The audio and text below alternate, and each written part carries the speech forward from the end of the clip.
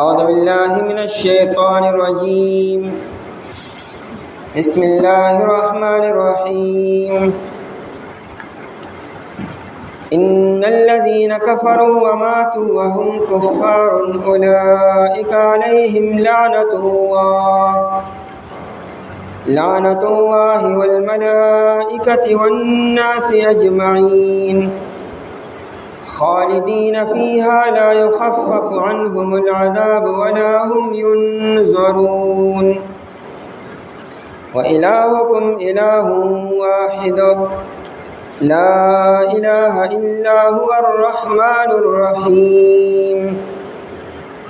إن الذين كفروا بشكا کسانو چې کفر یو کړو وماتو او دی مړشو وهم کفار اداسی حال کی چې دی کافرانو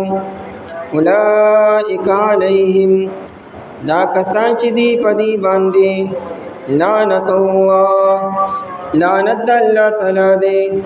والملائکۃ او د فرشتو والناس اجمعین او د خلق ټولو خالدین فیها ہمیشہ پات کی دن کی میدی پدی لعنت کی لا یخفف عنهم العذاب نبشیس پکولی ددین عذاب ولا هم ينظرون او نبدیت مہلت ورکولی شی وإلهكم إله واحد او معبود تاسو معبود یو دے لا الہ نشته دې هیڅوک معبود الا هو سوا دهانا الرحمن چې به حدا مهربان دی الرحیم انتہائی رحم کون کې دی. پدې آیتونو کې د حق نه د انکار کوونکو د مذمت بیان دی چې کوم خلق د حق نه انکار وکړي نو دیتا کافر ویل کېږي. اللہ تعالیٰ د ذات نے انکار کول یا د پیغمبر نے انکار کول یا د اللہ د کتاب نے انکار کول دیتا کافر ویل کېږي. کم انسان چې کفر وکړو او په کفر باندې برقرار اوسېدو تر دې چې مرګ ولو د کفر په حالت کې راغی نو دسته به هېڅ قسمه د توبه به نشي قبلولی کېدی او نه به عذر قبلیږي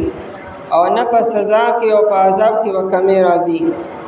ها دنیا کې انسان ته مهلت دی، انسان د مرګ نه مخکې توبه وباسي د خپل کفر نه او د خپلو ګناهونو نه. لکه هر څومره زندګي د کفر کې تېره کړې ده هغه به ورته الله تعالی معاف کړي، لیکن که خاتمه په کفر باندې وشوه بیا د معافۍ او توبې دروازه بنده ده. مخکې آیتونو کې د حق د پټولو بیانو یهود و نصاراو کتمان حق و حق پټ کړی و او دلته د حق نه د انکار بیان دی. نو دې کې عموم دی، هر یو کافر هغه کتمان حکم کی، یعنی هر یو کافر د حق نه انکار کوونکی دی او حق لره پټونکی دی او هر یو حق پټونکی ضروري چې همها د کافری. نو دلته کې عموم دی، دی حق پټ کړی دی او د حق نه انکار وکړو د دې سزا بالکل داینه سخت ده. ان الذين كفروا بشکا کسانو چې کفر یې وکړو دا الذين كفروا مخکې یهودو حق پټ کړی و نو که دغه یهودو ایمان راوړل نو حق پټولو سره سره د حق نه انکار وکړو وماتو او دی مړه شو یعنی حق یې پټ کړو د حق نه انکار وکړو او بیا په دې باندې برقرار اوسېدو مداومت اختیار کو تر دې چې مرګ ولهم په دې حال کې راغی. وهم کفار په داسې حال کې چې د انکار کوونکي او کافرانو. یا دا معلومه شوه که یو انسان اوله زمانه کې کفر کړو لیکن خاتمه په ایمان باندې وشوه نو مخکې کفر ورته معاف دی. لکه بخاری شریف کی روایت ته انما الاعمال بالخواتیم، د اعمالو دارومدار په خاتمه باندې دی او د زندګۍ دارومدارم په خاتمه باندې دی. د انسان خاتمه چې سم او شوبه دی کامیاب دی او کاوله زندگی سمه ده لیکن خاتمه په کفر باندې وشوه نو ناکام دی. لکه دا کم خلک چې مرتد شي نو اوله زندگی خو به سمي لیکن خاتمه په کفر باندې وشوه نو مخکې هر څه تباہ او برباد شو. ځکه دا کفر او شرک او منافقت داسې ګناه دی چې دا مخکنه تمام نیکۍ دا ضایع کی او برباد کی. لئن اشرکت لیحبطن عملک، یک چرتا شرک کو ستا مخکنی تمام اعمال به باطل شي. نو دانه چې سره د شرک سزا به وي او نیکۍ غني قبول دي او ټول نیکۍ برباد او ضایع شوي. او که انسان ډیره زندگی په کفر کې په شرک په نفاق او ګناهونو کې تیر کړي لیکن اخرنه زندگی د ایمان په حالت کې صحیح تیر کړه نو مخکې تمام ګناهونه که شرک دی او که کفر دی هغه سبحانه الله تعالی معاف کړي. لکه ان الله لا یغفر ان یشرک به ویغفر ما دون ذلک لمن یشاء. نور گناهونه الله تعالی د مر نه پس هم ته معاف کی، شرک د تر مر نه پس بیا نه معاف کی او دنیا کې ته شرک هم معاف کی بیا. او دا غي زنده مثال صحابه کرام رضی الله تعالی عنهم دي. صحابه کرام رضی الله تعالی عنهم کې ډېر حضرات داسي وو چې ډېر زمانه په کفر کې تیر کړه لیکن اخره کې وته الله تعالی د ایمان دولت نصیب کو کامیاب لړ دنیا نه. ابو سفیان رضی الله عنه ټول زندگی د نبی له اسلام په مخالفت کې تیرول او اخره 2 کاله فتح مکه په مکه باندې مسلمان شو، کامیاب شو صحابي دی. اکرمه رضی الله عنه د ابو جهل زوی ټول زندگی په مخالفت کې تیر کړه لیکن اخر کې الله تعالی ته ایمان دولت نصیب کو کامیاب دی. د ابو سفیان بیبي هند رضی الله تعالی عنها ټول زندگی د نبی اسلام په مخالفت کې تیر کړې ده لیکن د فتح مکه په موقع ته الله تعالی د ایمان دولت نصیب کو کامیاب شو. وما تو ادي ملشو په داسې حال کې کو کفارو چې دین انکار کوونکو کافرانو اولئک علیهم دا کسان چې دی په دی باندې لعنت الله لعنت الله تعالی دی. الله تعالی لعنت په خلکو باندې لري ان دې د الله تعالی د رحمت نه لري شو. ډیر د اتمه امید نه ساتي چې الله تعالی مهربان او رحیم ذات هم تو معافي وکي. بیشک الله تعالی مهربان او رحیم ذات ته خدای پرم سے شرایط دي ضوابط دي. انسان د ایمان سره دنیا نه لړو نو آخرت کې کچره ګناهونه یې او الله تعالی معاف کی لیکن تا ایمان د دنیا نه لړو نو ته د الله تعالی وسیع رحمت امید مساتا چې ته معافي وکي. والملائکه و د فرشتو په لعنت وی والناس اجمعین او د خلقو دا اجمعین صرف الناس سر نه لګي دا اجمعین الناس سر ملائکه ټول سر لګي ان تمام فرشتو او تمام انسانانو په دی باندې لعنت دی. دا نه چې صرف د تمام انسانانو په لعنت دی دا اجمعین. روح المانی لیکي ودا تاکید تر ټول لپاره د ملائکه او د الناس ټول لپاره. ابو العالیہ مشهور مفسر دی هغه وی چې دا د قیامت پر ورځ باندې الله تعالی به کافر راوړي خپل مخ ته به ودري نو الله تعالی په خپل لعنت وي. دا الله تعالی د لعنت نه بعد فرشتي او په باندې لعنت وي. بیا مؤمنان مسلمانان په دا کافر باندې لعنت وي. دا مطلب دی د اولئک علیهم لعنت الله والملائکه والناس اجمعین چې په دې باندې لعنتونه دا ټول وي. او یا تعلق دنیا سره دی او یا د الناس اجمعین نه مراد دا انسان په خپل پکین داخل دی دا کافرو. ځکه چې کلم کافر وي چې کم سړی حق پټي یا د حق نه انکار کې ډېر خدای تبا کی نه دا خیره د خپل ځان ته مو لګي چې قدم حق پټ کړی او د حق نه انکار کړی دی. د بدر د جنگ نمخ کې کافران رالو ابو جهل لاغ د خانه کعبه غلاف ونیسو او دا دعاګانې کړې چې خدایا ز په حق باندې ک نبی له سلام په حق باندې کم یو چې پناه حق را تبا کی نو په خپل پناه حق ورځان ته خیره وکړي چې څومره خیره نبی رسول الله والسلام ته کول مسلمان اټول خپل ځان ته وکړي نو په خپل تباہ او برباد شي. د موسی علیہ السلام مقابله کې بلعم بن باورا هغه موسی علیہ السلام ته خیره کولی ډیر مستجاب الدعوات خلق ول لالچ ورکو چې موسی علیہ السلام ته خیره وکا چې زموږ قوم کامیاب شي. په لالچ کې راغی موسی علیہ السلام ته خیره کولی چې د موسی علیہ السلام نوم به اغستو د په خپل ځان به یاد خدای ما تبا کی خدای ما سره داسې وکي. نو کله چې انسان د حق مقابله کې حق تخیریږي د خپل ځان ترازی کلم چې انسان خدای ظالم تبا کی او دې په خپل ظالم نه ځان تخیری کیولو کلم چې انسان چې څوک حق پټي هغه تبا کی خپل ځان نوم به یادي کده حق پټ کړی وي. نو شاه عبدالعزیز سے وی چې اصل کې والناس اجمعین کې د خپلم داخل نه دا کافرو خالدین فیها همیشه به دی پدا فیها کې دا ضمیر د لعنت تراجه دی همیشه به دی پدا لعنت کې. علامہ بیضاوی سے تفسیر بیضاوی کې وی چې دا فیها مراد لعنت ته او یا فیها کې دی النار ته دک لعنت سر لازم اور دی مخه دا اور ذکر نه راغلی دا النار ذکر هم کې نشته آیت کې لعنت سر لازم اور دی. کم انسان چې په لعنت کې گرفتار شو جهنم ته ورسېدو نو لعنت او لازم نه اور سره نو ځکه النار په دې اور کې بده همیشه لا یخففو نوشی سپکولی عنهم العذاب و دین عذاب همیشه به دې په دې اور کې. نو دې کې دا یو احتمال پیدا کېدو چې څنګه دنیا کې انسان په یو جرم کې گرفتار شي او هغه ته سزا ورکول کېږي نو کله چټي راشي او کله سزا کې تخفیف وشي او کله معافي ولګي یره دا پلان کې روز دا نه دی په وجه باندې لته معافي ولګي دا یا نن چټي را سزا نن نشته دی نو آیا التبم داسې چلی وي نه په جهنم کې نه چټي شته په عذاب کې او نه معافي شته او نه مهلت شته او نه وقفه شته او نه د آرام د پاره ټیم شته. یعنی هلته خو ورځ مکمل ورځ ده شپه خو هلته شته نه هغه فرشتې چې هغې ستړي کېږي نه دی خو کار دکه دی لکه کمې فرشتې ته چې کومه ذمهداري حواله شوه بس هغه بیا مسلسل هغه کی فرشتې هغه مخلوق ته چې خوراک او څښاک نه کوي او د کېږي نه آرام نه کوي ستړي کېږي نه هغې په چا باندې رحم بم نه کوي د جهنم فرشتې. نو لا یخفف عنهم العذاب وی د جهنم عذاب د دنیا په عذاب او تکلیف باندې مقیاس کوي.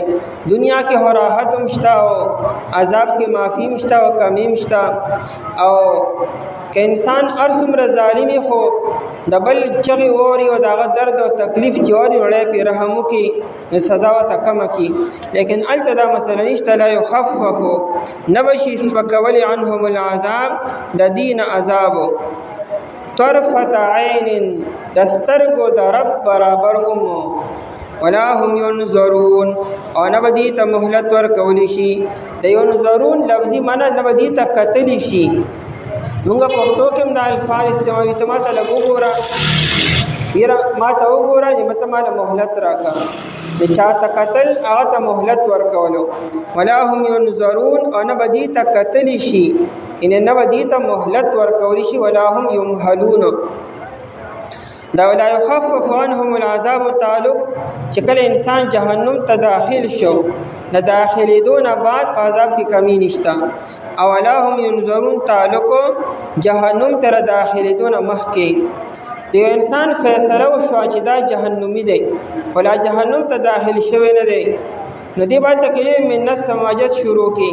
مال مقرره کې ما واپس دنیا ته ولېږي یا دلته مال مقرره کې چې ایمان نوړم نو قرآن ولا هم ينظرون جهنم ته داخليدون مخکې دي ته مهلت نشي ورکول کېدی یو چانس الته نشته یا داسې بل امتحان نشته چې انسان وقفه و ملوشي مهلت وته ملوشي چانس وته ملوشي او انسان ایمان نوړي نه بس سیده به جهنم ته ځي او دارنګه چې جهنم ته ور داخل شو نه بیا معافي نشته او کمی نشته. و الهکم اله واحد او معبود تاسو معبود یو دی. الله تعالی د کامل توحید بیان دی. کافران ووی اجعل الالهه اله واحدا ان هذا لشیء عجاب. ودا نبی علیہ السلام عجیب انسان دی عجیب خبرې کی ودا تمام معبودانو په یو معبود حالانکه د هر کار د پر خپل معبود، د هر ورځ د پر خپل معبود، د خیر د پر ځان لا، د شر د پر ځان لا، د هر ورځ د پر خپل معبود پکار دی، د ځمکه د پر خپل او د اسمان د پر خپل، د سفر د پر خپل او د نعمت د پر، د اولاد د پر ځان لا نو دی چې صرف یو معبود. ان هذا لشیء عجاب، دا خو ډېره عجیبه خبره ده. قرآن کریم په دې خبره باندې زور اچي، الهکم اله واحد. ابن عباس رضی الله عنه فرمایي چې خانه کعبه نه غیر چا پیرو 360 بوتان لاړو. قرآن کریم آیت نازل کو دا 360 اسم ندی، معبود صرف اور صرف یو دی. الہکم معبود تاسو الہ واحد، معبود یو دی. دا یو داورا پروردگار او معبود صرف اور صرف یو دی. دعا او دریو ته ضرورت نشته دی. دا یو راضی کول آسان دی، دا دعا او دا دریو دا ډیر راضی کول ګران دی. بل یو ذکر بل ذکر ک معبودان دوشي یا دریشي نو د یو مزاج د بل مزاجي. عجیبه خبره ده، لکه یو غلام دی یا یو نوکر دی، هغه دو مالکانو په یو ټیم باندې نوکر دی او دواړه ته په یو ټیم باندې आवाज کی، یو ته د یو کار بل ته بل کار دی، ور چا تابعداري کی، چا پسې وځي، د ار یو په حق ته که یو لذین د بل مستحق د ملامت ګرځي او غضب به راځي په باندې چې مار ته ولګي مار ولې رانه نه. نو دی په یو ټیم کې دواړه راضي کولم نشي او دواړو پسې تلیم نشي، د دواړو خدمت هم نشي کولی، خامخا یو ته متوجي کېږي، نه بل به بیا خپل سزا به ورکړي ولا. نو دا خو بنده سره ظلم شو. که معبودان دو شي یا درې شي یا څلور شي، ځکه ټول به خوشحالول پکار، ټول به راضي کول پکاري او د ټولو په یو ټیم کې خدمت پکاري، عبادت پکاري، دی به کم یو راضي کی. عقل هم دا نه مني چې معبودان دې دو او درې شي. و الهکم اله واحد، او معبود تاسو معبود یو دی. لا اله الا هو، نشته څوک معبود سوا د هغه نه. الرحمن الرحیم، چې بے حد مهربان انتہائی رحم کوونکی دی. عبادت نیازمندې ته وي، د چا د حد نه زیات عجزي کولو. نو د الله تعالی بے حد مهربان او انتہائی رحم کوونکی دی. د داسې ذات لایق دی چې دا بندگی دی وکړی شي. ځکه د الله تعالی احسانات او انعامات په انسان باندې دی لا پیدا شوی نه، د هغه نه شروع دي. انسان لا نطفه، د نطفې نه د الله تعالی احسانات په بنده باندې شروع دي او د انسان ته ځوانېدو تر بوډا کېدو پورې. نو داسې ذات خو لایق دی چې دا بندگی دی وکړی شي او د هغه د یووالي اقرار دی وکړی شي. اسماء بنت یزید ابن سکن رضی الله تعالی عنها انصاریه صحابی ده. ابو داود شریف کې او ترمذی شریف کې دا روایت ده. هغه وی ما د نبی علیہ الصلوۃ والسلام نو اوریدل چې اسم اعظم په دو آیتونو کې دی. اسم اعظم د الله تعالی لوی نوم ته وی، د الله تعالی ټول نومونه لوی دي، خو دا بعضې نومونه پکې خاص دي چې په دغه نومونو سره د الله نه کوم سوال وکړی شي او سوال جایز وي نه الله تعالی قبول کړي. نو اسماء بنت یزید رضی الله عنها وی ما د نبی علیہ السلام نو اوریدل چې اسم اعظم په دوه آیتونو کې دی. یو د آیت مبارکه و الهکم اله واحد لا اله الا هو الرحمن الرحیم، او دیم الله لا اله الا هو الحي القیوم. په دې دوه آیتونو کې اسم اعظم دی. دعا نه مخکې دا دوه آیتونه دی ویل شي او بیا په توجه سره الله نه سوال وکړي شي، جایز سوال وي، الله تعالی فوراً قبول کړي. او دیلمی روایت را نقل کړ د انس ابن مالک رضی الله عنه. انس ابن مالک رضی الله عنه وی چې د سرکش جناتو او د سرکش او د متکبر جناتو د زغلولو د پاره د فکولو د پاره دا آیت مبارکه و الهکم اله واحد لا اله الا هو الرحمن الرحیم. او امام ابن عساکر په خپل کتاب تاریخ دمشق کې د ابراهیم بن رشمه روایت را نقل کړی دی چې یو قرآن کریم کې یو څو آیتونه داسې دي چې دا د هر قسم جناتو لپاره او شیطانانو لپاره د حفاظت آیتونه دي.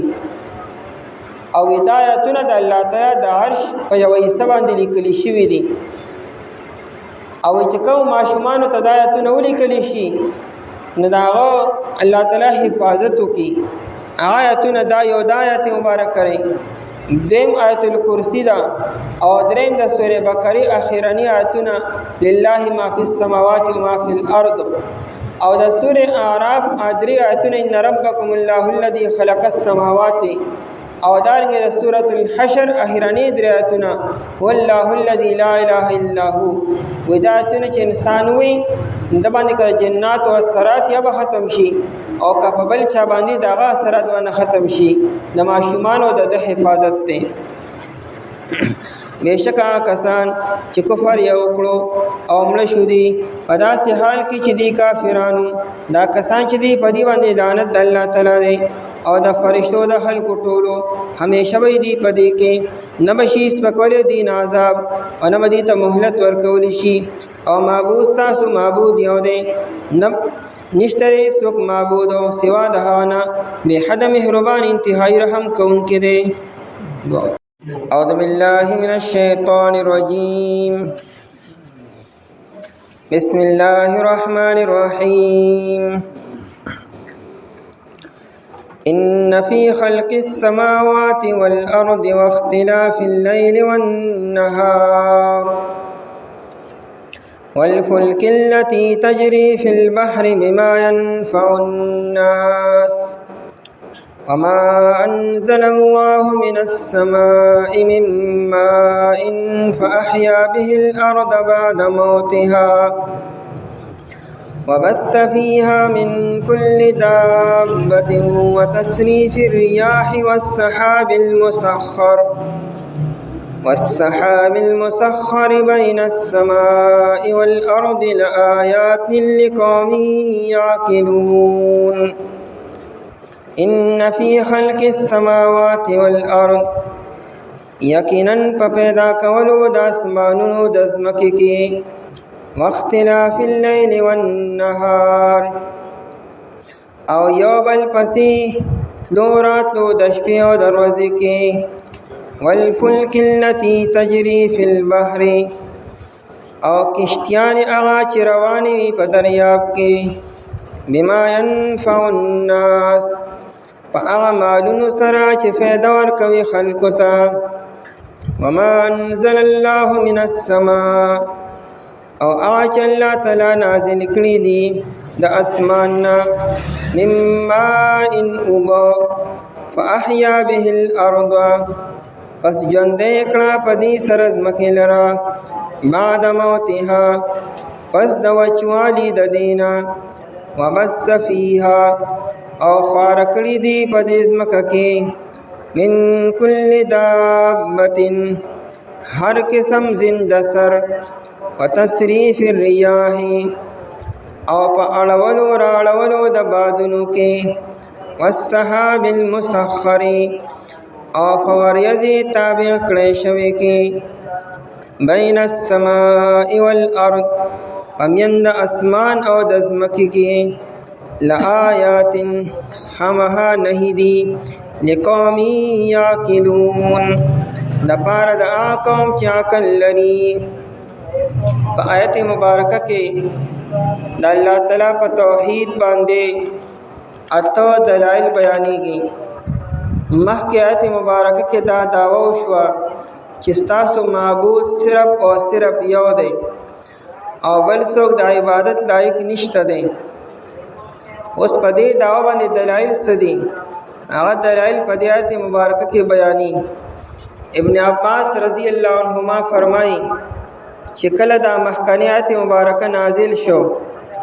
نو د خانه کعبې نه غیر چاپیر 360 بوتان پراته وو. نو فعجب المشرکون مشرکانو تعجب وکړو وقالو دیوی ان محمدا یقول وی نبی علیہ الصلوۃ والسلام وی چې ان الہکم الہ واحد معبود صرف او صرف یو دی. نو کچره دی رښتینی وی نو فلیاتنا بآیت ان کان من الصادقین وکدا نبی علیہ الصلوۃ والسلام رښتیا وی چې معبود یو دی نو د الله تعالی په یووالي یو دلیل یو نه هم ته بیان کی کنه. نو الله تعالی آیت مبارکه نازل کو چې تاسو یو دلیل یادوي الله تعالی ته د اته دلایل بیانې د الله تعالی په وجود باندې او په یووالي باندې صرف اته دلایل نه دي بشمیره دلایل دي لیکن بطور مثال دا تو بیان کی او دا اته دلایل دي چې عربو ته که جاهلانو هغه د دې مشاهده ډیره کوله دا ای واسطه دې سر ډیره وا لکه اسمان او زمکا ارسو کی ویني ارچا تخکاری کې انسان برګوري نه اسمان او تخکاری او چې کته ګوري نو زمکا دا انسان اوسېدل رهایش په زمکا باندې دی ګرځېدل او د کېدل په زمکا باندې دی د زمکې نه انسان لري نه دی نو که کته ګوري او عبرت نظر باندې وته وګوري دا د الله تعالی په وجود باندې دلیل دی دارنګه د شپه او ورځ هر سړی ردی مشاهده کی انسان د شپې او د ورځې نه بار نه دی په شپه ورځ کې دن راګیر دی او دا خبره بار بار راځي انسان دې ته وګوري دین وسنګ انکار کی او دا غرنګي د عرب واسطه سمندر سره ډیر وا دیو سمندري سفر ډیر زیاتې کولې عرب الله تعالی په دې کې ډیر لوی مهارت ورکړو عرب د دې بادشاہانو د سمندرو نو دی به سفر کولې کله یمن ته او کله حبشې ته سودان ته او دا مشاهده دی کوله دا رنګي الله تعالی د اسمانه باران راوري باران ټیم پټیم باندې کیږي او دا پارچا باندې کیږي ارسو کی ویني د دې مسو کې انکار وکي او الله تعالی پزماکه باندې قسمه قسم حیوانات او قسمه قسم ساغستون کې زناور پیدا کړی دي د دې نسو کې انکار کولی شي هواګانی سارو ماهم چلیږي خاص طور عربو په سفرې په صحرا کې ډېرې کولې او د عربو په صحراګانو کې هواګانې ډېرې زیاتې به چلې دي ناشنا طوفان براغې اوس هم په سعودي عرب کې د سعودي چې په 4 باندې تقسیم کې نو سلورم عیسی او صحرا دی هغه ته الربع الخالی وی الربع الخالی د سعودي پورا سلورم عیسی دومره وسیع صحرا دی چې تایت یو قافله لړ نه رکشوا یا داغي واپس راتل نشته دی په دې زمانه کې هغه ناشنا صحراګانی نو دې کې بدی سفر کولې او هواګانې بدی لیدي او چلې دی وا د دې مشاهده بدی کولا او دا وریځ انسان ویني نو په دې دا ته دلایل دي دینه به څوک انکار وکي او دا ته وړ خبره د الله تعالی په وجود باندې او د الله تعالی په یووالي باندې دا دلایل د قدرت دي اخره کې الله تعالی فرمایي آیات لقوم یاقلون چې چا کې عقل دای د پر پدې کې دلایل دي ورنه که عقل پکې نشتا نو اوري به ویني با ګوري با مشاهده با کې بیا وته انکار کې لدی وجنا نبی علیہ الصلوۃ والسلام فرمایي ویل لمن قرأ هذه الآیه ودا انسان لپاره هلاکت ته چې هغه د آیت ولستو او فمج بها عمل په ونکو مجوی لګیږي چې انسان په خلق یو بواچی او پوکی ورکو دا وبار تر وړي نو مجوی لګیږي د خلین او په زور سره راوښتل او توکلو نبی علیہ السلام فرمای ویل لمن قرأ هذه الآیه هلاکت دا انسان د پر چې دایت ولستو او بیا دایت داخلي نه بار روښتو عمل پیونه کوم او بل حدیث کې داسې دی ویل لمن لا کها بین لحیه وی هلاکت دا انسان د پر چې دایت د دو جام منځ کې او جو یعنی دو جام منځ کې وي لیکن ولم يتفکر فيها او په دې آیت کې بیا فکر ونکو ځکه قران کریم لقوم یاقلون وی عقلمند انسان هغه چې په دې باندې غور او فکر وکي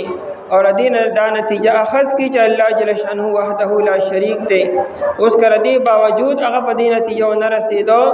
نو معلومیږي دا چې دغه عقل نشتا یا عقل کمزور دی عقل کې فطور دی ورنه د الله تعالی په بیان کې او په قدرتونو کې څه کمی نشتا ان فی خلق السماوات والارض بشکا په پیدا کولو د اسمانونو د زمکه کې السماوات او الارض سماوات جمع د سماء ده اده جمع وروړه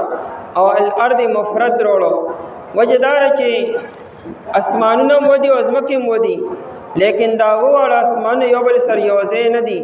هر یو اسمان د بل اسمان نه ډېره کافي فاصله کې دی. د یو اسمان او د بل اسمان منځ کې 1500 کاله مزل دی. نو دا هر اسمان د بل نه ډېر زیات لرې دی. نو هر یو اسمان ځان له ځان له حسابېږي. بل دا چې هر اسمان د ځان له ځان له دات نه پیدا شوی دی، څه د اوسپنې نه، څه د سرو نه، څه د سپینو نه، څه د ملغلرو نه. نو هر یو اسمان د ځان له ځان له مادې نه او د میټر نه پیدا شوی دی. نو ځکه یې سماوات جمع راوړه او ځمکې مودي، لیکن دا وواړه ځمکې یو بل سره انخطې دي. لکه څنګه چې دا پیاز دا ټنګري چې وي دا پټ یو بل پورې انخطې وي، دارنګې دا ځمکې یو بل پورې انخطې دي. نو دا وواړه ځمکې په منزله د یو ځمکې دی. بله وجه دا ده چې دا ځمکې وواړه د خاورې نه پیدا دي، یعنې د وواړو ماده خاوره ده. نو ځکه وواړه ځمکې په منزله د یو ځمکې شوه. نو ځکه قرآن کریم الارض ځمکه مفرد راوړو او سماوات یې جمع راوړو. سماوات د سما نه دی. سما یسمو سموون اوچتېدو ته وي، بلند هوانا ته. دی آسمان ته آسمان ولې وي؟ دا هم د انسان نه اوچت دی. عربی ناشنا ژبه ده. عربی کې کل ما علاک فاضلک فهو سماء. اسمان څه ته وي؟ هر عزیز چې ستانه اوچت دی او پتا باندې سورې کړی دا اسمان دی. دی ورې ته اسمان ویلی شي، دارنګې د چت تم اسمان ویلی شي، خیمې تم اسمان ویلی، سفر تم اسمان ویلی شي. که ستانه اوچت دی پتا یې سورې کړی دی. واختلاف الليل والنهار، او په اختلاف په معنا تعاقب سره یو بل پسې تلل راتللو.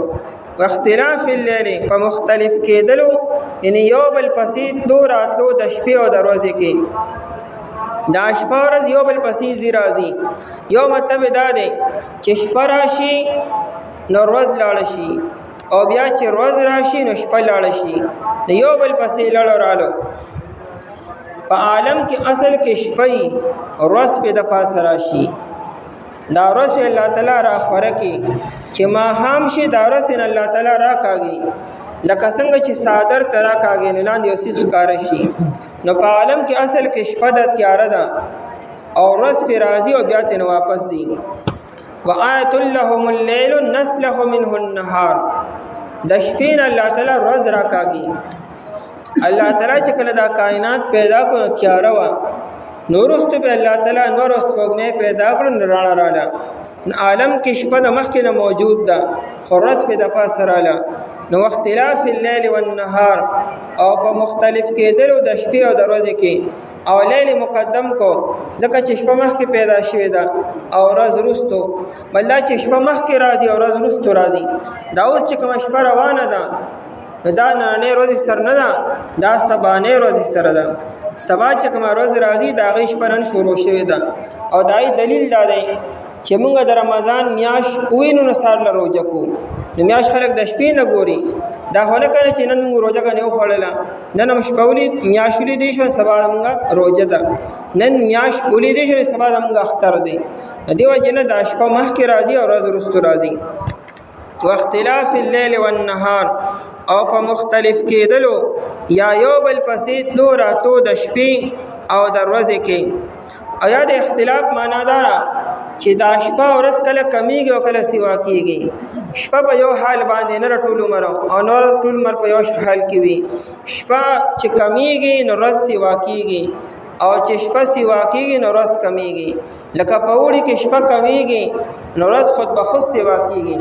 او په ژمي کې ورځ کمیږي نو شپه ورپسې سیوا کېږي. په دې کې هم د الله تعالی احسان دی. ټول عمر شپه نه ده، ټول عمر ورځ نه ده. ټول عمر انسان په یو حال باندې، کله ګرمي او کله سردي، او دا دواړه د انسان د فایدې لپاره.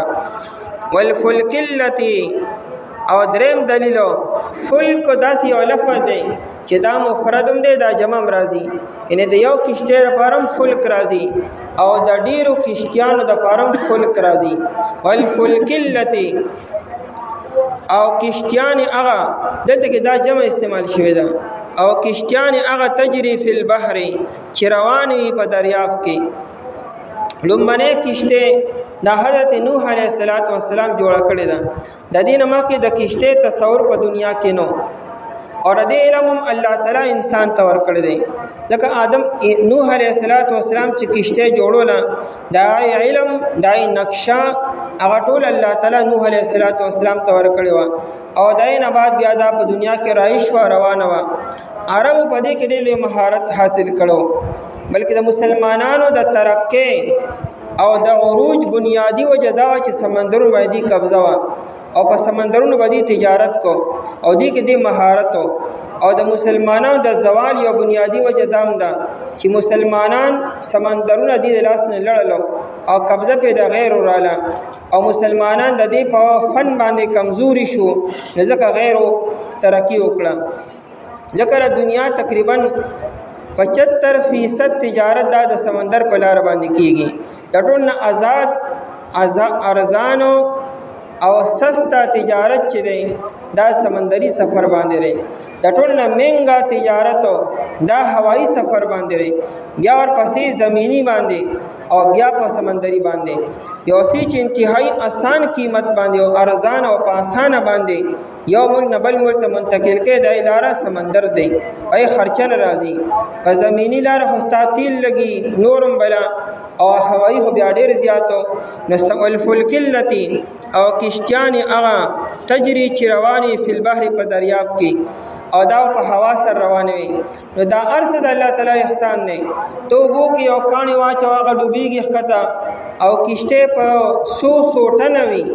او پای کې څومره خلق او څومره وزن وي او کشته نه ډوبېږي. الله تعالی سمندر تابع کړی رہی ځکه کشته نه ډوبېږي. والفلک التي وکشتیان هغه تجری چې رواني فی البحر په دریاب کې بما ينفع الناس په هغه مالونو سره چې فایده ورکوي خلکو ته. بما ينفع الناس خلک پکې مالونه وړي تجارتونه کې سفر کې په خپل په خاص زمانه کې برادت نه خلک چې حج لتلو عمره را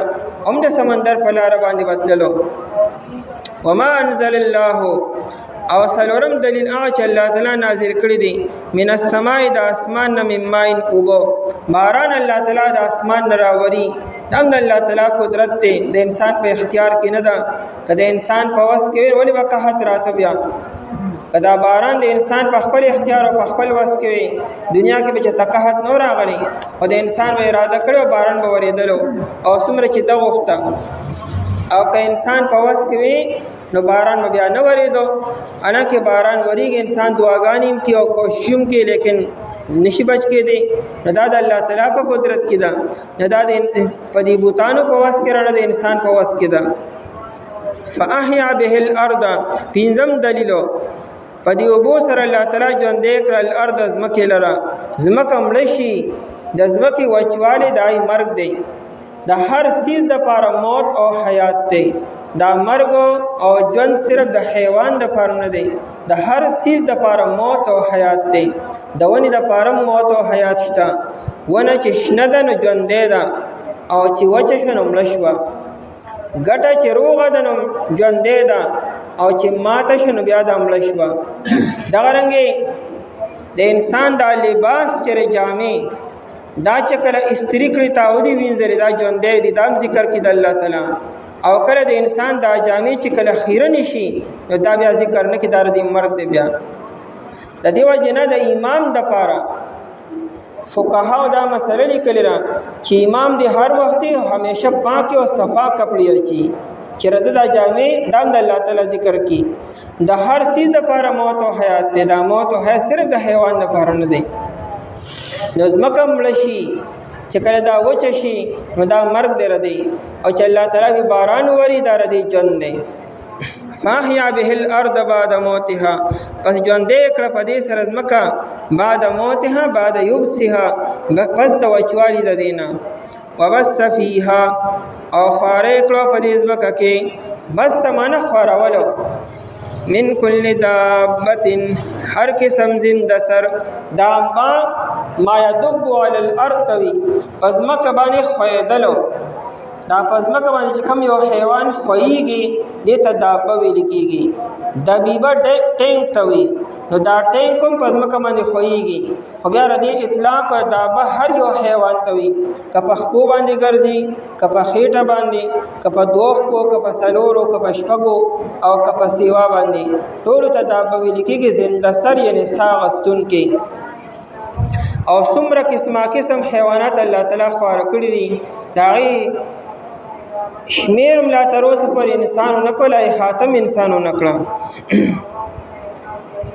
عمر رضی الله تعالی عنہ ته یو سړي ووایي وی دا شطرنج څه ناشنا کیل دی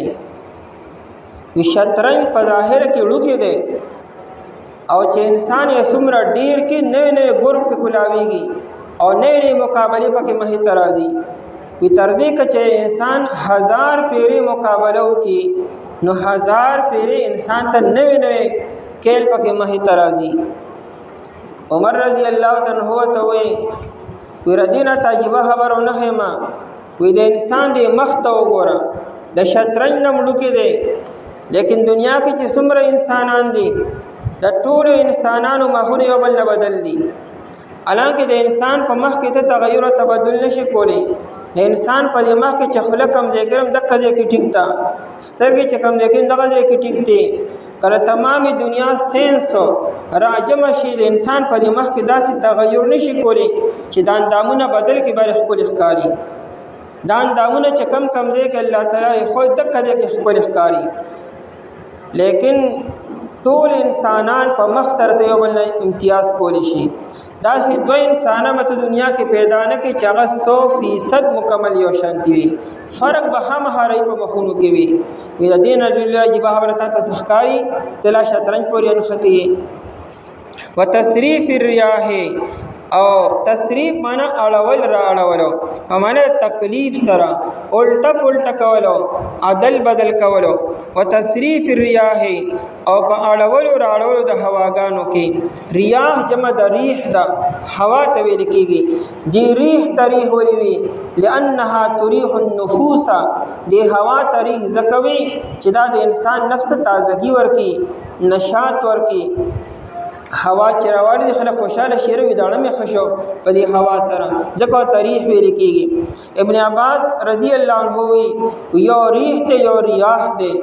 دا ریاح رحمتي او دا ریح عذابي د هواګانو بلا قسمونه دي صد الله تعالی عذابي صد الله تعالی رحمت وي نبی علیہ الصلوۃ والسلام فرمایي نصرت بالصبا فالصبا هوا سره زما مدد کړی شوی دی دا د مشرق د طرف نه راوالوزي دا هوا د الله تعالی رحمتي او خاص طور سحر نور خطو ټیم کې دا نری هوا باد نسیم چوتا سوای دا هوا د الله تعالی رحمت وي واهلكت عاد بالدبور او قوم عاد هلاک کړي شی او په دبور هوا سره د قبله طرف نه چې کوم هوا راوي دا تبعی راولي آی سره ونی د وی خوزي آباده و سر رو ورزيږي فصل وستوا او برباد شي دا دبور هوا را او دا د مغرب د طرف نه راځي نو قوم عاد باندې چې کوم هوا راغلی و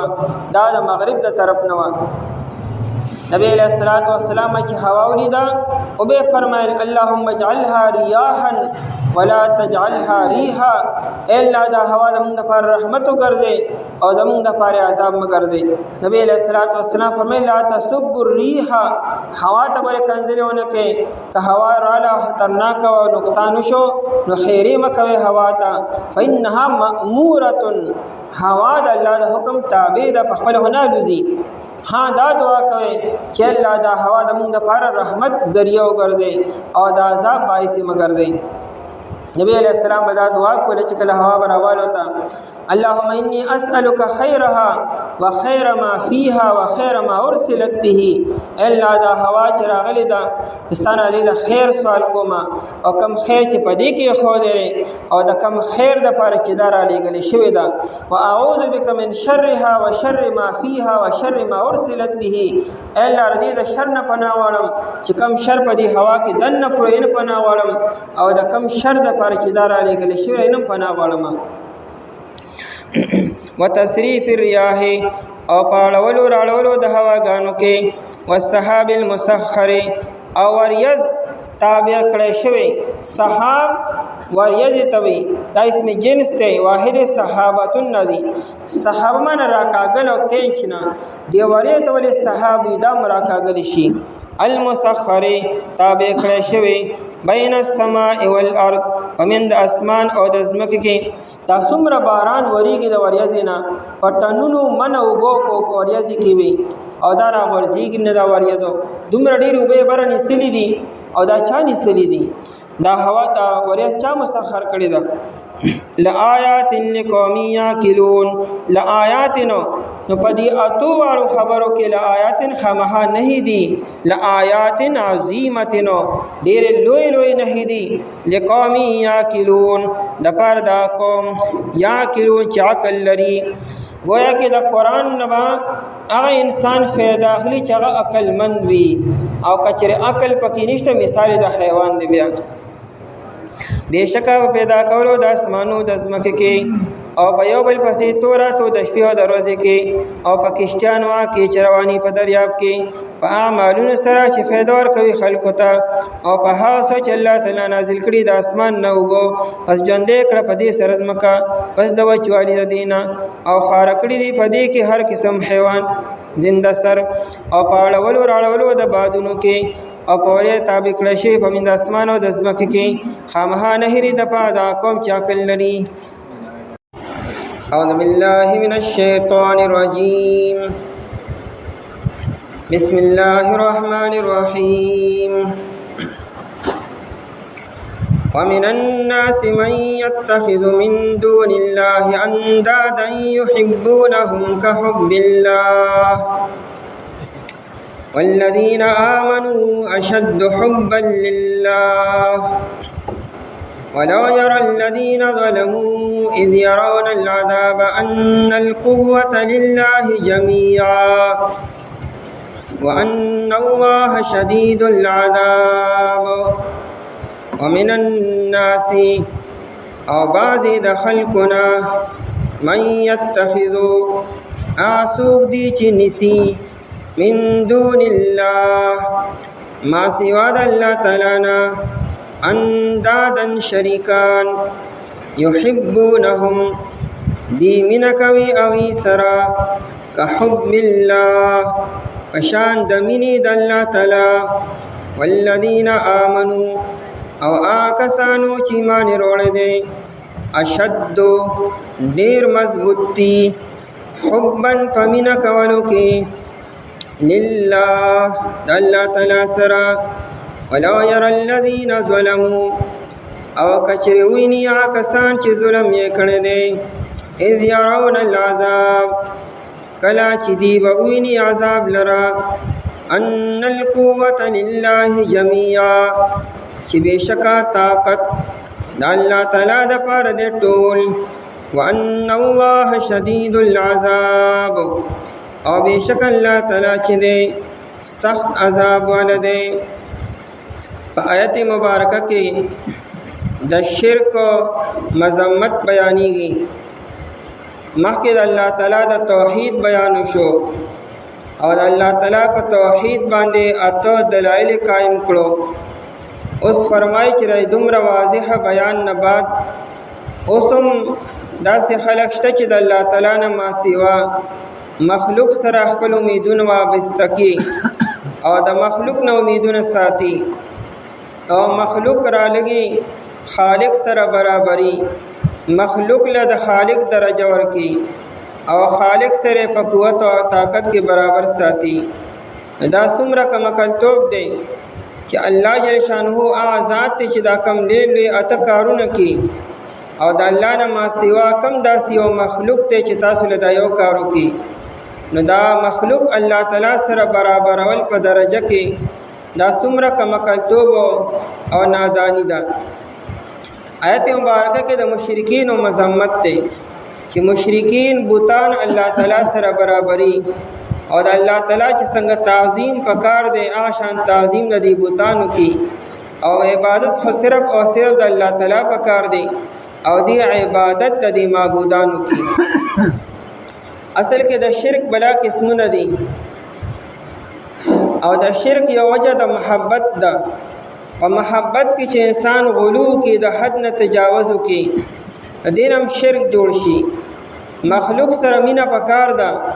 مکمل مینه دانه چې ګنې مخلوق سره به مینه نه کوي، لیکن مخلوق سره به تر حد کې دنه مینه کوي. هر چا چې څومره درجه ده او مرتبه ده مطابق مینه ورسره کوه. مثال پته اولاد دی، نو د اولاد مینه کول دا منع نه دي، لیکن د حد نه سوا کول دا منع دي. دارنګې والدین دی او یا بل څوک دی هغې سره مینه کوه، لیکن د مینه د حد نه مه سوا کوه. دارنګې هر یو مخلوق له د هغې خپل مقام او درجه ورکړه. دې مشرکانو د خپلو معبودانو سره دومره مینه وکړه چې هغه مینه کې غلو وکړه، محبت کې تجاوز وکړو د حد نه، او هغې الله تعالی سره برابر کړو. نو دغه مخلوق او الله تعالی سره برابر دا شرک دی. ومن الناس من يتخذ، او باید د خلکو نه هغه څوک دي، نوم یې معنغه دا څوک دي دا د نوم اغستو قابل خلق نه چې څوک دا کار کوي. او بعضې د خلکو نه من هغه څوک دي یتخذو چې دی نیسي من دون الله ما سوا د الله تعالی نه. اتخاذ نیسلو یعنی هغه کې دغه مرتبه نشته، نه پکې دغه حیثیت ولا شته، خو دوله دا حیثیت ورکو. بذات خود په دغه مخلوق کې د الہ والی حیثیت او مقام مرتبه نشته دی، او نه دا اهلیت پکې شته. خدا دیرو لګي دوله دغه مقام مرتبه ورکړه. یتخذو دینسی من دون الله ما سوا د الله تعالی نه اندادن شریکان. انداد جمع د ند او دا په عربی کې برابر او همسر توي، چا سر برابر ول او همسر ګرځول دا ند دی. نو اندادن شریکان چې اصنام دي. عام طور مفسرین دا اندادن معنی الاصنام بوتانو، لیکن علامہ سودی رحمه الله تعالی غوی چې د اندادن نه مراد د دې هغه سرداران دي، سادتهم وقادتهم، د دې چې کوم مشران او سرداران دي هغې له د الله تعالی درجه ورکړه. اندادن شریکان یحبونهم، دی مینه کوي دی بوتانو سره او دی معبودانو سره. دا خلق او د خپلو معبودانو سره مینه کوي، محبت کوي که حب الله، په شان د محبت د الله تعالی. یعنی الله سره چې څنګه مینه پکار ده هغه شان مینه دی مخلوق سره شروع کړه. که حب الله مطلب دا دی چې مینه هو صرف الله سره پکار ده، ځکه محسن الله تعالی دی، احسانات الله تعالی وکړو، ارث الله تعالی ورکړو، وجود دی الله تعالی ورکړی، پرورش او نگهبانی الله تعالی کی، او د زندګۍ ر تیرولو تمام اسباب الله تعالی مهیا کړی دي، حفاظت دی الله تعالی کی. نه دغه عبادت پکار ده، سرمینه پکار ده. او دا کوم معبودان چې دي دی په دې کې یو کار نه کړی، او دی راولې کې دغه معبودان الله تعالی سره یو ځای کې، نو دا څونه ظلم او زیاتې دی. که حب الله پشان د مینې د الله تعالی، یا که حب الله که حب المؤمنین الله، لکه څنګه چې مؤمنان الله تعالی سره مینه کوي. بیا دې کې د مؤمنانو تعریف شو چې اصل د مؤمن مینه الله تعالی سره ده. نو مؤمنان چې څنګه الله تعالی سره په مینه کې کلک دي او مضبوط دي،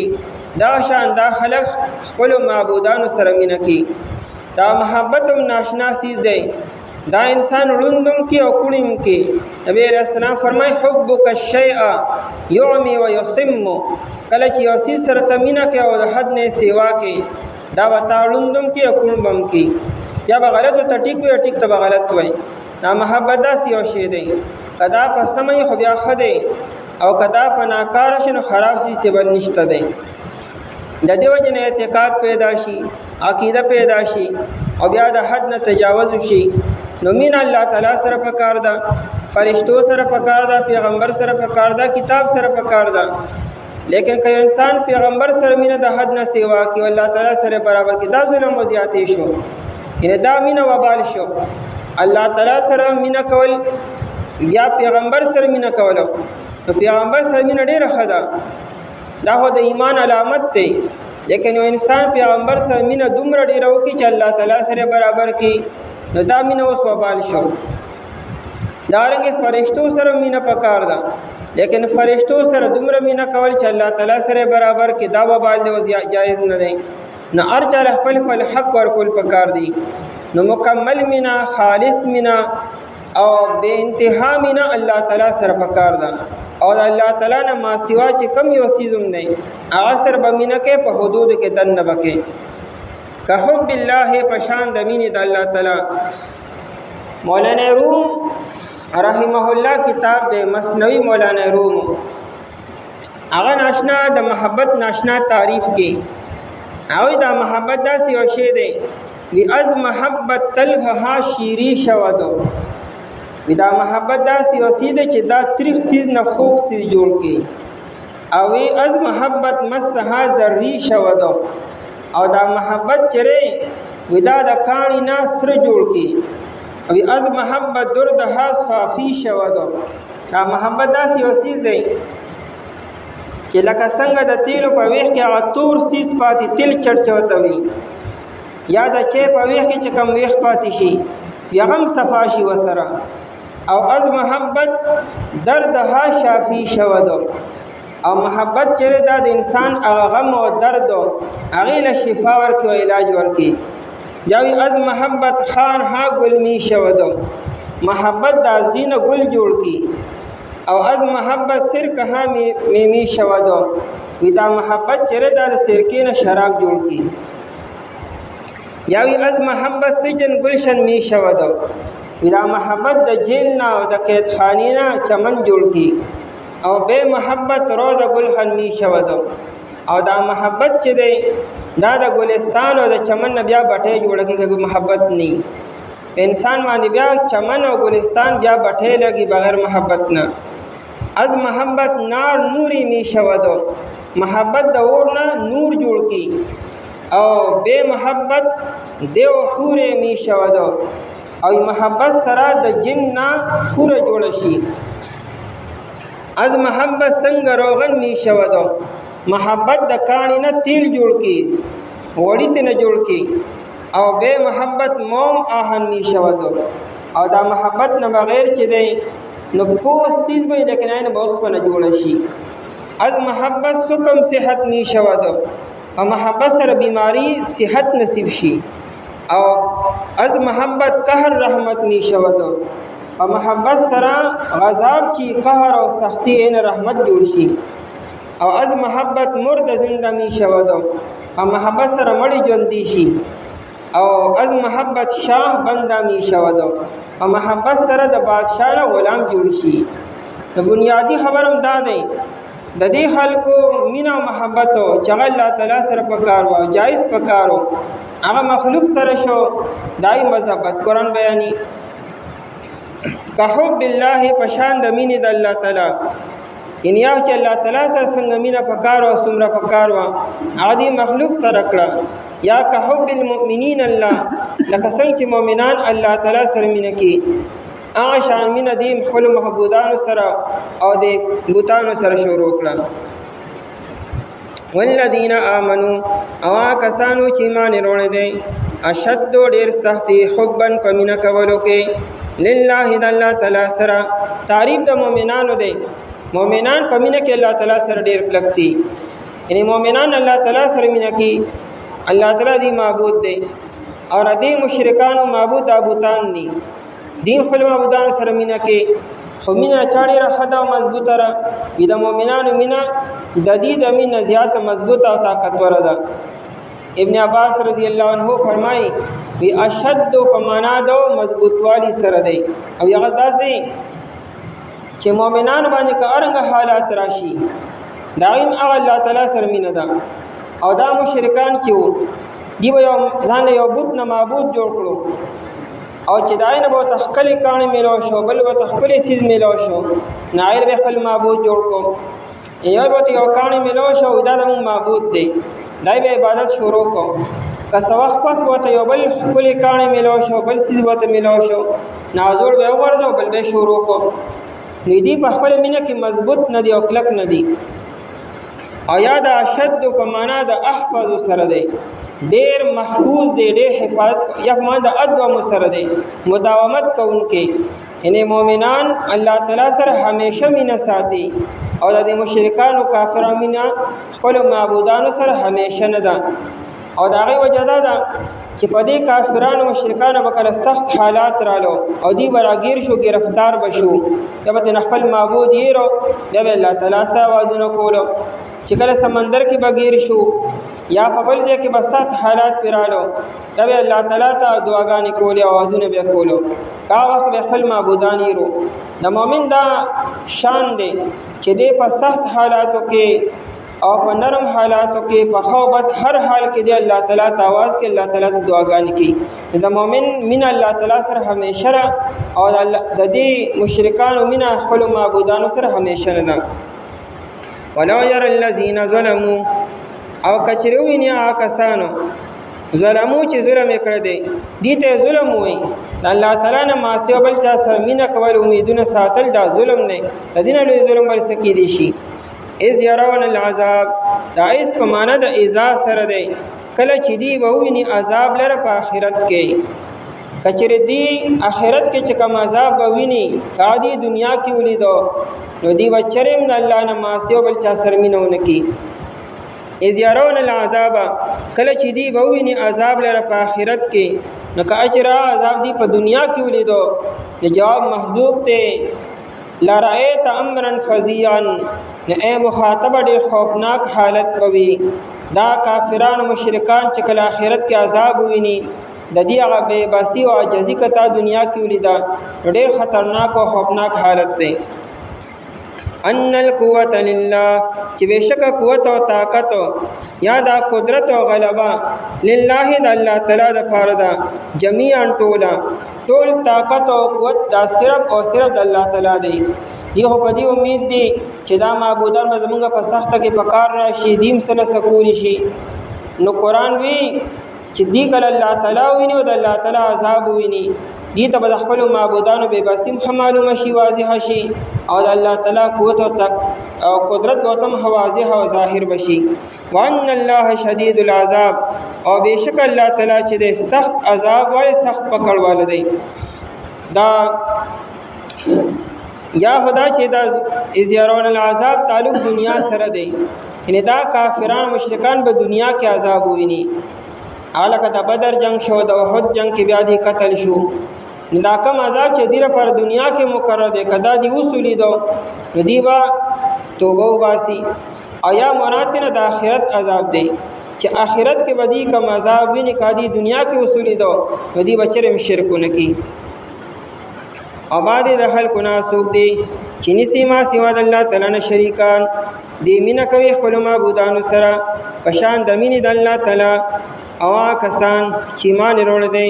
ډېر سخت دي په مینه کولو کې د الله تعالی سره. او که چېرې وویني هغه کسان چې ظلم یې کړی دی، کله چې دی وویني عذاب لره چې بېشکه قدرت د الله تعالی لپاره دی ټول، او بېشکه الله تعالی چې دی سخت عذاب والا دی. اعوذ بالله من الشیطان الرجیم، بسم الله الرحمن الرحیم. يسألونك عن الخمر والميسر قل فيهما اسم كبير ومنافع للناس واسمهما أكبر من نفعهما ويسألونك ماذا ينفقون قل العفو كذلك يبين الله لكم الآيات لعلكم تتفكرون في الدنيا والآخرة. يسألونك دي تپوس کوستانا عن الخمر والميسر فبارا د شراب و جوارے کی. قلو اے پیغمبر علیہ السلام فیہما پدی دوارو کی اسم کبیر گناہ لیلے ومنافع للناس او فیدی دی دپار دخلکو واسمهما او گناہ د دې دواړو اکبر ډیر لوی دی من نفعهما د فیدې د دې دواړو نه. ويسألونك او دی تپوس کوي ستانه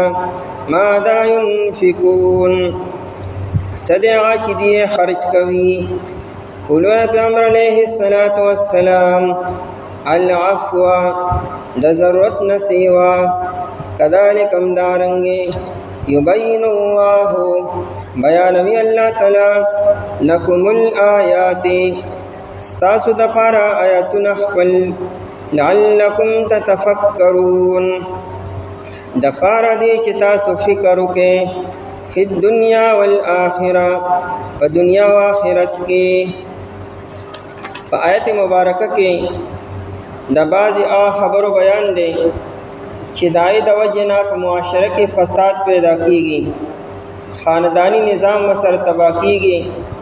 معاشره کې بګاړ پیدا شي او د انسان خپل اخلاق سر تباہ شي ذهن وسر خراب شي چای ته شراب او جواری ویل کیږي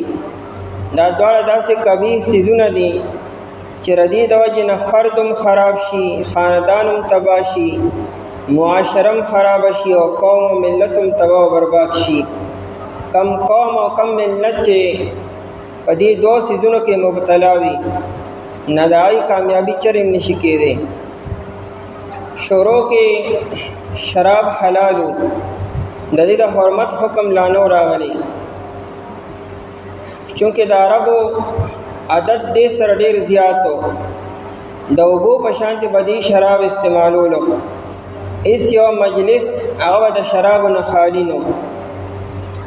او شریعت مقصد په دمه دمه چې خلک په شی حکم باندې عمل وکړي نو شریعت فوراً حکمونه کو چې دا سیز حرام او دا سیز حرام په دمه د احکامات راتلو چې خلک په اسانه په دې باندې عمل وکړي قرطبی لیکلی دی چې د الله تعالی په احساناتو کې یو احسان په دې امت باندې دام دی چې الله تعالی تمام احکامات او شریعت چې څومره خبرې وي ټولې په یو ځای نازل نه کړې په یو ځای حلال او حرام نه کړو څومره محرمات چې دي یعنې څومره خبرې چې حرام دي او منې دي دا ټولې په یو ځای نه دي راغلي چې کنې په یو ورځ قانون نه راغی چې دا حرام دي دا حرام دي او دا هر په دې عمل نه کوئ ډېره ګرانه به وه نو چې څومره حرام څیزونو په ترتیب سره په دمه دمه راتلو د مدینې منورې 10 کاله ژوند دی په دې کې په ترتیب سره بعضې خبرې حرام شوي دي نو شرابو سره چونکې عادت ډېر زیات و د دې حرمت هم په ترتیب سره راغی وړومبی کې حکم راغی د سورې نحل آیت راغی تتخذون منه سکرا ورزقا حسنا هلته الله تعالی د شرابو ذکر بطور احسان وکړو چې الله تعالی ستاسو لپاره پلانکې سیز پیدا کړی دی او تاسو دای نه ځان نه شراب جوړوئ د نشي سیزونه جوړوئ یعنې دا یو احسان دی په تاسو باندې نه هلته بطور امتنان او بطور احسان ذکر وکړو دای نه بعد دا حکم راغی بعد خلکو تپوس وکړو لکه عمر رضی الله تعالی عنہ او معاذ رضی الله تعالی عنہ دواړو چې کم دوراندیش خلکو ناغي په دې باندې پوه شو چې د شرابو کې څه چل دی ناغي د نبی علیہ السلام نه تپوس وکړو چې افتنا فی الخمر مونږ ته شراب باره خبره وکړه فتوا راکړه ځکه دا شراب چې دی نو دا عقل لره بوتون کې دی شراب چې انسان اوس کې عقل په ځای باندې نی عقل یې کار نه کی او مال لره ختمون کې مال هم ضایع کېږي وسره نو موږ تر دې باره کې څه جواب راکړي الله تعالی دا آیت نازل کو چې شراب او جواری دواړه داسې څیزونه چې په دې کې فایدې هم شته او نقصانات پکې هم شته او نقصانات یې د فایدو نه سیوا دي فایدې خو د هر څه شته دی فایده خو د زهر هم شته څه فایده خو انسان ته ورکړي لیکن نقصانات یې سیوایي او یو عقل سلیم انسان چې چا کې عقل یو برابري اب همه ګوري چې د کم سي نقصانات سیوا دي ضرر سیوا دي او فایدې کمی دي دا سیسی له خالم نری ورته پکارو ځکه دا څه بهادري نه چې انسان ځان په زور ازمایش کې ورځي نو په دې آیت نازلېدو سره بعد خلکو د شرابو نه منې شو لیکن بیا وروستو چې کله دې سره خلک عادت شو او په دې سره بعد خلک پوه شو چې شراب به یو ورځ حرامېږي به ځکه چې نقصانات یې سیوا دي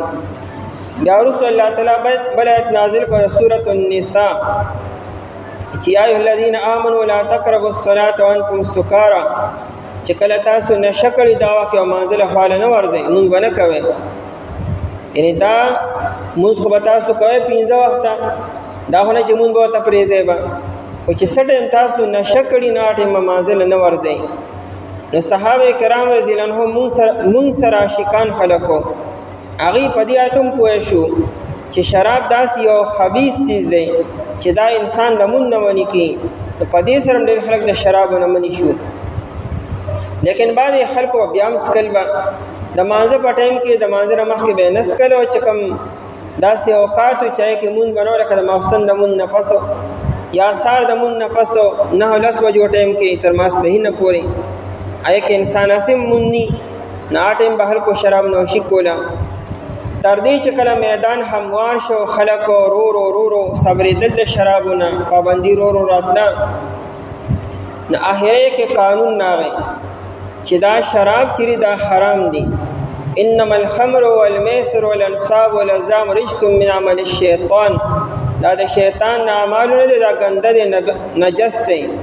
او فاجتنبوه دې نه ځان وساتئ لعلکم د دې نه ځان وساتئ چې کامیاب شئ او فهل انتم منتهون اوس هم نه منې کېږئ اخرنی حکم راغی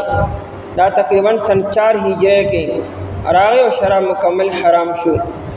دای نه پس د صحابو داسې نفرت پیدا شو د شرابو سره یا هغه خلکو چې یو مجلس به د شرابو نه خالی نه تو او یا هغه حضراتو چې بیا علی رضی الله تعالی عنہ وی شرابو سره دون نفرت پیدا شو کچری لو وقات قطره منها فی بئر وی کده شراب یو قطره په یو کوی کې پریوتا او دغه کوی په ځای باندې یو د جمعات یو مناره جوړه شوه مونږ ورته مناره دا د مناره د میم زبر د مناره نو که په هغه ځای بیا چا مناره جوړه کړه چې مونږ ورته پښتو کې مناره وایو نو پخوا زمانه کې به خلکو په مناره کې بره بانګ وي هغې کې بره ځای ورته به ښي طرف ته او ګس طرف ته به حی علی الصلاة حی علی الفلاح به وي نو علي رضی الله عنه وی چې که دغه د یو قطرې د وجې نه هغه ځای کې چا مناره په اوبو باندې جوړه کړه نو لم اوزن علیها زه په دې کې اذان هم ونه کړم یو قطرې د وجې نه دا غونډه مناره نجس ده او بیا یې فرمایل ولو وقعت فی بحر وي کچرې یو قطره په سمندر کې د شرابو چا وغورځوله او پرېوته او ثم جفا بیا دغه سمندر وچ شو او فبنیت فیه فنبت فیه القلع او پای کې بیا غیار او خطا په دا غیا کې خپل ساری او نصرومه دومره شراب سر بیا د صحابه کرام رضی الله عنهم نفرت پیدا شو انبیاء کرام علیهم السلام چرتم شراب نه اسکلی د آدم علیه السلام نوالی تر نبی علیه السلام پورې د دې فطرت داسې چې دی خالنی تلی صحابه کرام رضی الله تعالی عنهم کې ډېر صحابه داسې چې هغوی د شورو نه شراب نه اسکلی لکه پای کې سر فهرست او بکر صدیق رضی الله تعالی عنہ دی او عثمان رضی الله تعالی عنہ نور حضراتو چې دی شراب په جاهلیت کې نه اسکلی د اسلام نه مخکې مو او دا رنګ د اسلام دراتو نه بعد هم تر حرمت پورې نه اسکلی او که چا اسکلی نه هغوی څه ګناهګار هم نه دی په حکم د حرمت را نه راغلی مثال زمونږ د چای او د څنګه کوم دا شربتونه وغیره مونږ اسکو دی په شانتي حکم و ها د حرمت نه بعد بیا ایمنې شوي یسألونک دی تپوس کوستانا تپوس صحابه کرام رضی الله تعالی عنهم کړی دی دا بل یسألونک راغی تقریبا سلورم یسألونک په دې کې دی دی تپوس کوستانا عن الخمر په باره د شرابو کې خمر لفظی معنی د پټولو خمره به معنی ستره پټول د زنانه په سر باندې کم سرپیچه کی نه آیت عربی کې خمار ویل کی خمار المرأه نه آیت سرپیچک ته خمار ولی وی اغم سر پټوي ولا او لو پټی تم خمار ویل کی په دې سره بدن پټیږي او سر پټیږي نو په دې خمار کې او په خمر کې د پټولو معنا ده د شراب ته ولې خمر وایي؟ دا د انسان په عقل باندې پرده راولي چې انسان شراب وڅښي نو بیا دې خپل او پردی ښه بدو او هېڅوک هم کې هیڅ امتیاز نشي کولی. والمیسر او جواری، میسر مصدر میمی دی، د یسره نه دی او د یسره معنی آسانېدلو. دې جوارې ته ولې میسر وایي؟ دې کې انسان په اسانۍ سره مالدار شي، کروڑپتی او اربپتی شي ډېر په اسانه باندې، بغیر د خولې بیولو نه، بغیر د محنت او د مشقت نه او په لږ وخت کې. یعنی په دې کې انسان تدریجاً مالدار کېږي نه، یکدم په لږ ساعت کې مالدار شي. والمیسر او د جوارې باره کې عربو به دا دواړه کارونه کولو، شراب نوشي به هم کوله، جواري به هم کوله. د جوارې دپاره دې سره خپل غشي وو، د هغې بیان په سوره مائده کې را روان دی 6مه سپاره کې. په دغه غشو به دې جواري کوله، 3 غشي به خالي وو، 2 غشي به ډک وو، دا یو غشي به خپله حصه وه. اوښ به حلال کو، په دغه غشو به حصې کو. هغه 2 غشي به چې چاره ووتل نو هغه د غشي برابر حصې به د غوښه چاله ورکړه، او هغه 3 خالي غشي به کر ووتلو نو د اوښ ټول قیمت به 3 کسانو ورکو. د جواري شوه چې چا قسمت به کم یو غشي راووته بس هغه ته ورسې میلاویږي. هغه 3 کسان چې رپایي هغه 8 او 9 او 10 غشي به چې راووته چا به هغه به د اوښ تمام قیمت بیا ورکو به. ولوی نبی علیہ الصلوۃ والسلام فیهما اسم کبیر، په دې دواړو کې ګناه لوی دی. دی ونوی چې هما اسم کبیر، دا شراب او جواری غني دواړه ګناهونه دي. ځکه که چېرې ګناه شي نو بیا خو حرام دی، بیا هر ګناه حرام دی، ګناه کې خو رخصت ایجاد نشته دی. نو قرآن دا ونی چې هما اسم کبیر یا هما اسمان کبیران، دا دواړه لوی ګناهونه دي. ځکه ګناه خو بیا وروسته راځي چې کله حرام شي نو بیا ګناه شو. دی وخت کې خو صرف ذهن سازي کېږي، چېرې رو خلک د شرابو نه ووړي او لږ ته کې نفرت یې پړه کې پیدا شي. نو فیهما په دې دواړو کې، یعنې دا دواړه چې وکړې نو خامخا ګناه ته ورسې، دا سبب د ګناه ګرځي. نو فیهما په دې دواړو کې، یعنې د دواړه چې دا د ګناهونو دپاره او په ګناه کې د واقع کېدو لپاره سبب دی. اسم کبیر، ګناه لوی دی. د دې د لاسه انسان لوی لوی ګناهونه وکړي، ځکه چې انسان شراب وڅښي د ځانه بیا نی خبرو، خپل او پردی نه پیژني چې چا شراب نوشي کړې ده. امام ابن ابي الدنيا رحمه الله فرمایي چې یو نشئی انسان چې شراب اسکلو هغه تېرېدو واړه بولې کولو او دا واړه بولې په لاس کې راغستل، خپل واړه بولو او ځان یې په دې مخ باندې اچولو او داسې کول لکه سړی چې اودس کې ځان مخ وینځي او ځان سره وی الحمدلله الذي جعل الاسلام نورا والماء طهورا.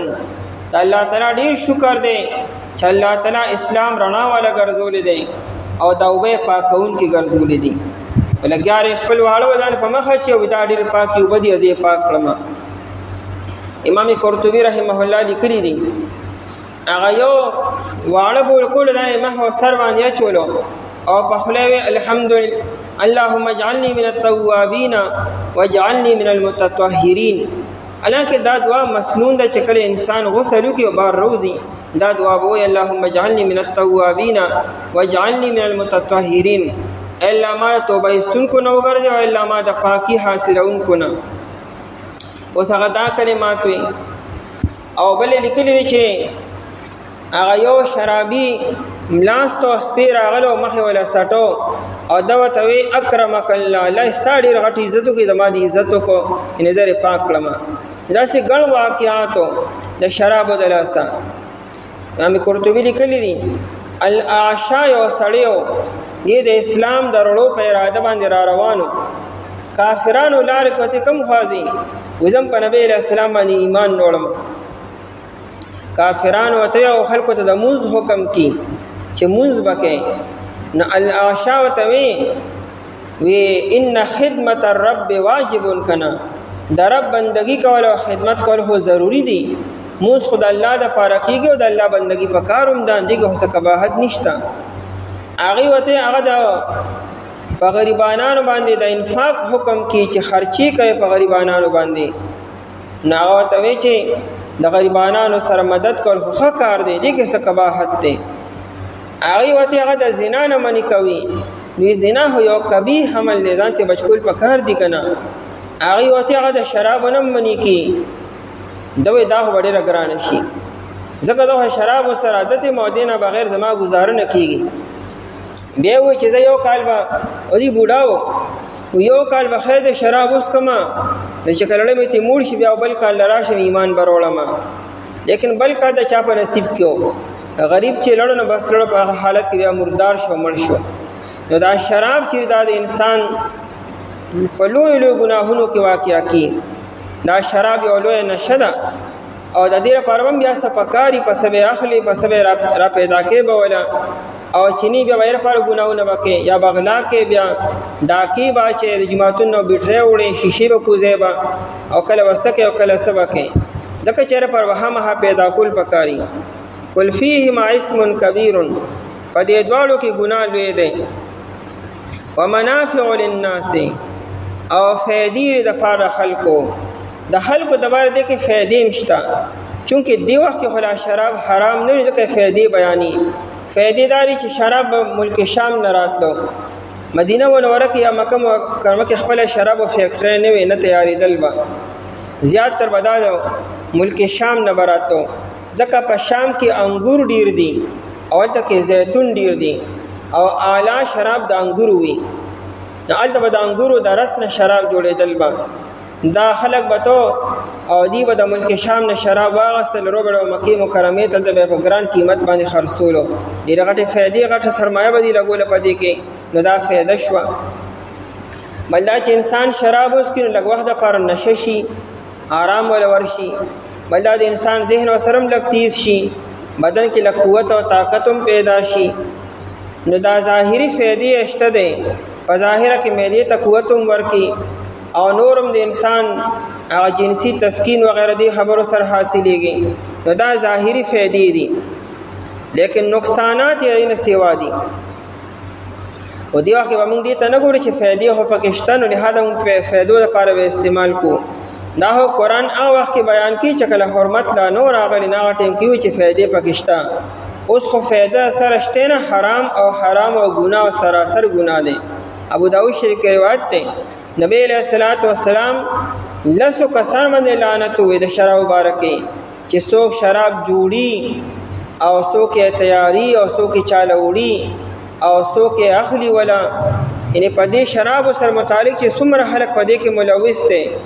هغه ټول باندې نبی علیہ الصلوۃ والسلام لعنت ویل دي واسمهما او گناہ ردی دوالو اکبر ډیر لوی ده من نفعهما د فائدې ردی دوالونا فائدو پکې لګوي لیکن گناہ نقصانات د فائدو نه سیوا دي او یو مؤمن انسان بخکم دی کې د نقصان دی لګول شي دارنګي جواری دا د فائدہ په پکشته چې انسان راتو هغه لکپتی او کروڑپتی او اربپتی شي لیکن نقصانات داینم سیوا دي د کدي سر دشمنه پیدا شي چې رچانه د پلک سات کې مالو غټو سرمایو غټلا او دا کم دی برداشت کی ته وران وړي با او تاسو همه دشمنی وکي با او قطار سو بیلو په اندر او باهر او اندر باهر کې دی ارس دی بیلو او دا خو خیرس انسان کې پیدا شي دا پیسې راړول پکار دي دایره پر بیا د کور سامان بهر سي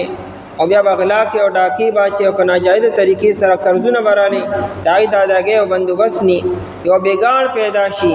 یعنی سب د خپل ذات د پوری بیکار نه کنا پورا خاندان او پورا قوم په یو غضب باندې مبتلا وي